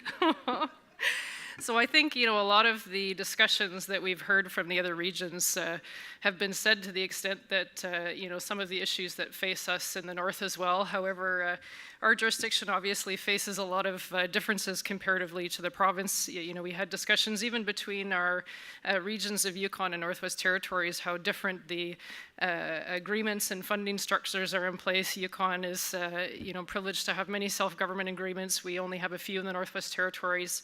Our funding structures are much different from the provinces, where we even have less control over where those health funding dollars go, with pretty much most of the money, if not close to 100%, going directly to the territorial government to be able to decide how to implement those funding. And it's an interesting bit, because I think a lot of the challenges that we've talked about through our session was, you know, part of the issues that need to be dealt with before this health transformation issue can be addressed. And I just realized I forgot to introduce myself. I'm Nicole Redvers. I'm a member of the Deniukwe First Nations. I'm a naturopathic doctor, one of few Indigenous in Canada, in the country. And I'm happy to be able to stand up and be able to help to advocate some of the voices that don't often get to be heard in our communities, you know, particularly with regards to our traditional providers and traditional people within our regions. You know, they're very humble, quiet people, and oftentimes the power and the knowledge that they have does not get carried to these arenas, you know, in terms of the protocols that are in place. And I think one of the things that we've had issues with in our area is the recognition of those types of knowledge holders in relation to funding agreements. We recently had announcements of a large pot of funding dollars for mental health that was going to be going to the communities to provide mental health services. However, the framework that's being developed is requiring master's degrees to be able to access that funding. And one of the issues that we have in the north, as many people know, in some of the remote communities in the provinces, is we just don't have the people to be able to go up into those regions to be able to take these positions in the first place, let alone the issues of continually having outside sources come in to be able to provide these services. So there's a real push right now on a grassroots level to be able to try to ensure that there's an acknowledgement of our own people being able to do the services ourselves in our own way, allowing elders to create, you know, if we could say training programs in their own communities to be able to identify people that have skills and abilities within our regions to come together and become the support people in our regions. You know, I listened to one of the Inuit speakers a number of months ago, and I found it really interesting when he said, you know, these requirements for degrees and everything, you know, whose degrees are these? Whose papers are these? And why are we requiring these things as a result, or to be able to get some of these funding that we need for our communities? So I think just honoring the work that some of our traditional people do, and having a greater conversation on a national level, because this often gets sort of pushed aside in terms of their voices. One of the things that also came up, and I think it's a responsibility, particularly at the national level, is the integration or communication with some of the medical bureaucracy systems, including the medical associations as well as nursing associations of Canada. And it's interesting because these organizations hold a lot of power in terms of primary care and where dollars go, and are a huge advocacy group on a national level for determining policy and implementing policy changes in the health arena. But they're often left out of these discussions. I don't see anybody from the Canadian Medical Association here, and I think those are the people that we also need to invite and have at the table here, because they have such a strong voice within these tables at the federal government. And I find in conversation with many, as we saw from our very passionate doctor that presented this morning, that excellent speech, is that a lot of these doctors, particularly that work in these communities, they understand the issues, and they can be part of our advocates on some of these issues that we're facing. Why aren't we getting our medical schools and our nursing schools, not only in the northern regions but in the southern regions, to be accountable to ensuring that they're training and providing cultural sensitivity training at the point, instead of having to deal with it later on once they've actually come to our regions and decided that they want to practice there. So, it is something that I think needs to be discussed, is the relationships between some of the other medical groups and stakeholders that sit at those tables in addition to us, and allowing them a greater understanding of where we come from, where we need to go, and why we need to have that conversation. With some of the funding transfer issues, even the policies that have been happening with NHIB, particularly in the northern regions, have been altered by some of our governments. The example being the pregnancy escorts that were recently announced in the past few years. And what happened in the Northwest Territories in particular, and I can't speak to Yukon unfortunately on this, is that even though medical escorts were approved for pregnancy, the time frame was decreased in the Northwest Territories comparatively to the rest of the country, because the concern is that it wasn't going to be fair to non-Indigenous people to not have escorts in those areas. So the government wanted to create an even playing field, so basically decrease the amount of weeks that were allowed for pregnancy escorts to be able to account for the other part of the population, which is almost less than 2% in some of the remote communities that actually rely on escorts. So this is some of the issues that we're facing with our government in our region, is the ability to manipulate some of the funds that occur within those areas, and to have decision-making power about where those monies go, even though the advocacy. And what was very interesting about that announcement is when they originally came out with the announcement, it was very positive and everybody was very excited, but nobody really knew at that point that they actually had reduced the time frame from some of the other areas, until we looked into some of the details and realized that, hey, wait a sec, we've actually been cut out of some of that extra funding that should have been our dollars and should have been available to our women within some of those communities.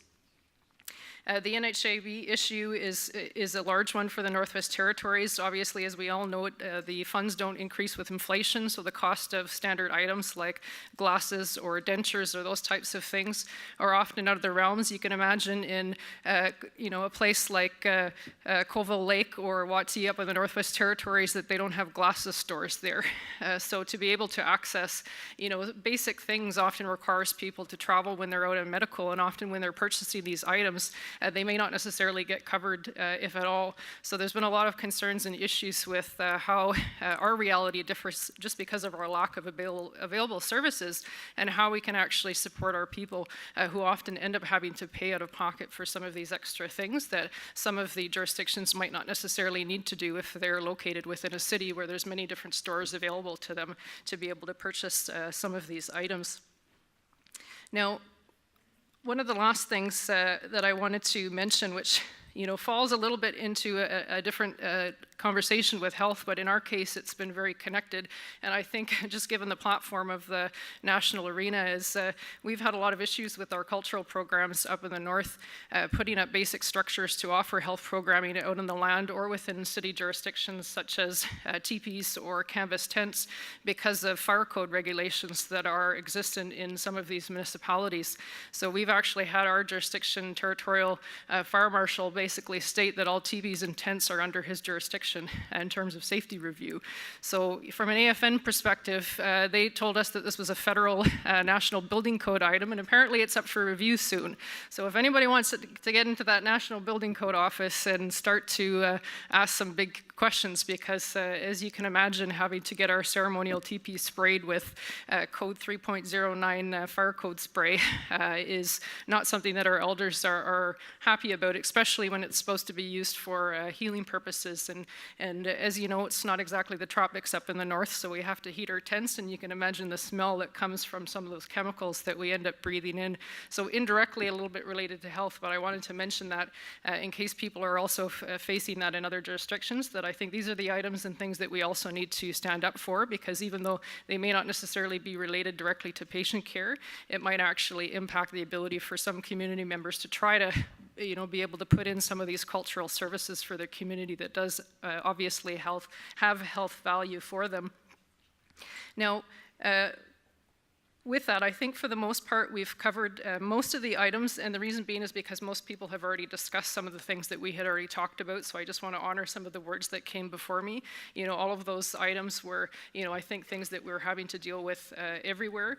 Northwest Territories, Nunavut, and Yukon are the only places in Canada which don't have treatment facilities or healing facilities. In the Northwest Territories or Nunavut, we're very much advocating and pushing for implementation of TRC 21, which specifically names out Nunavut and the Northwest Territories for the development of a healing facility.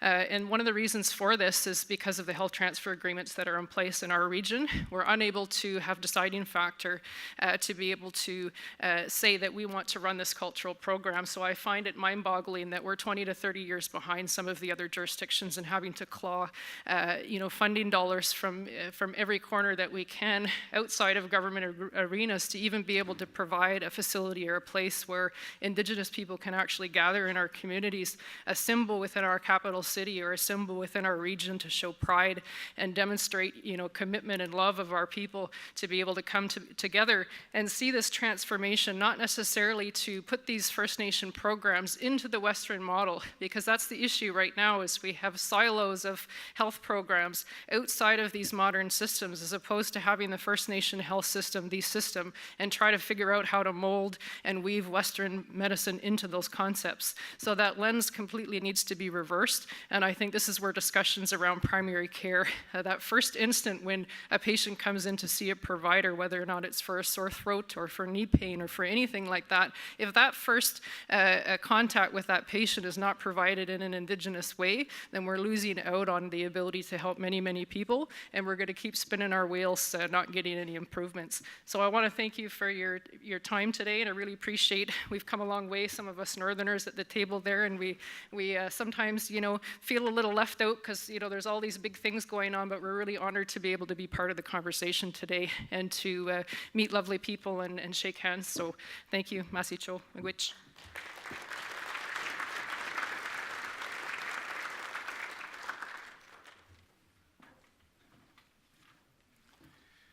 Miigwech Nikal, that was fantastic. Obviously in peak physical conditions, I don't think I could speak that fast in that long sentences. It was like wow, very impressive. That was a lot of information. So thank you very much. I do want to thank all our presenters. Let's give them a hand. I think it was fantastic. We have a couple agenda items. We were thankfully joined here throughout the whole session by Mr. Richard Jock, who's going to provide some reflections on the summit deliberations. So Richard is a member of the Mohawks of Akwesasne and serves as the chief operator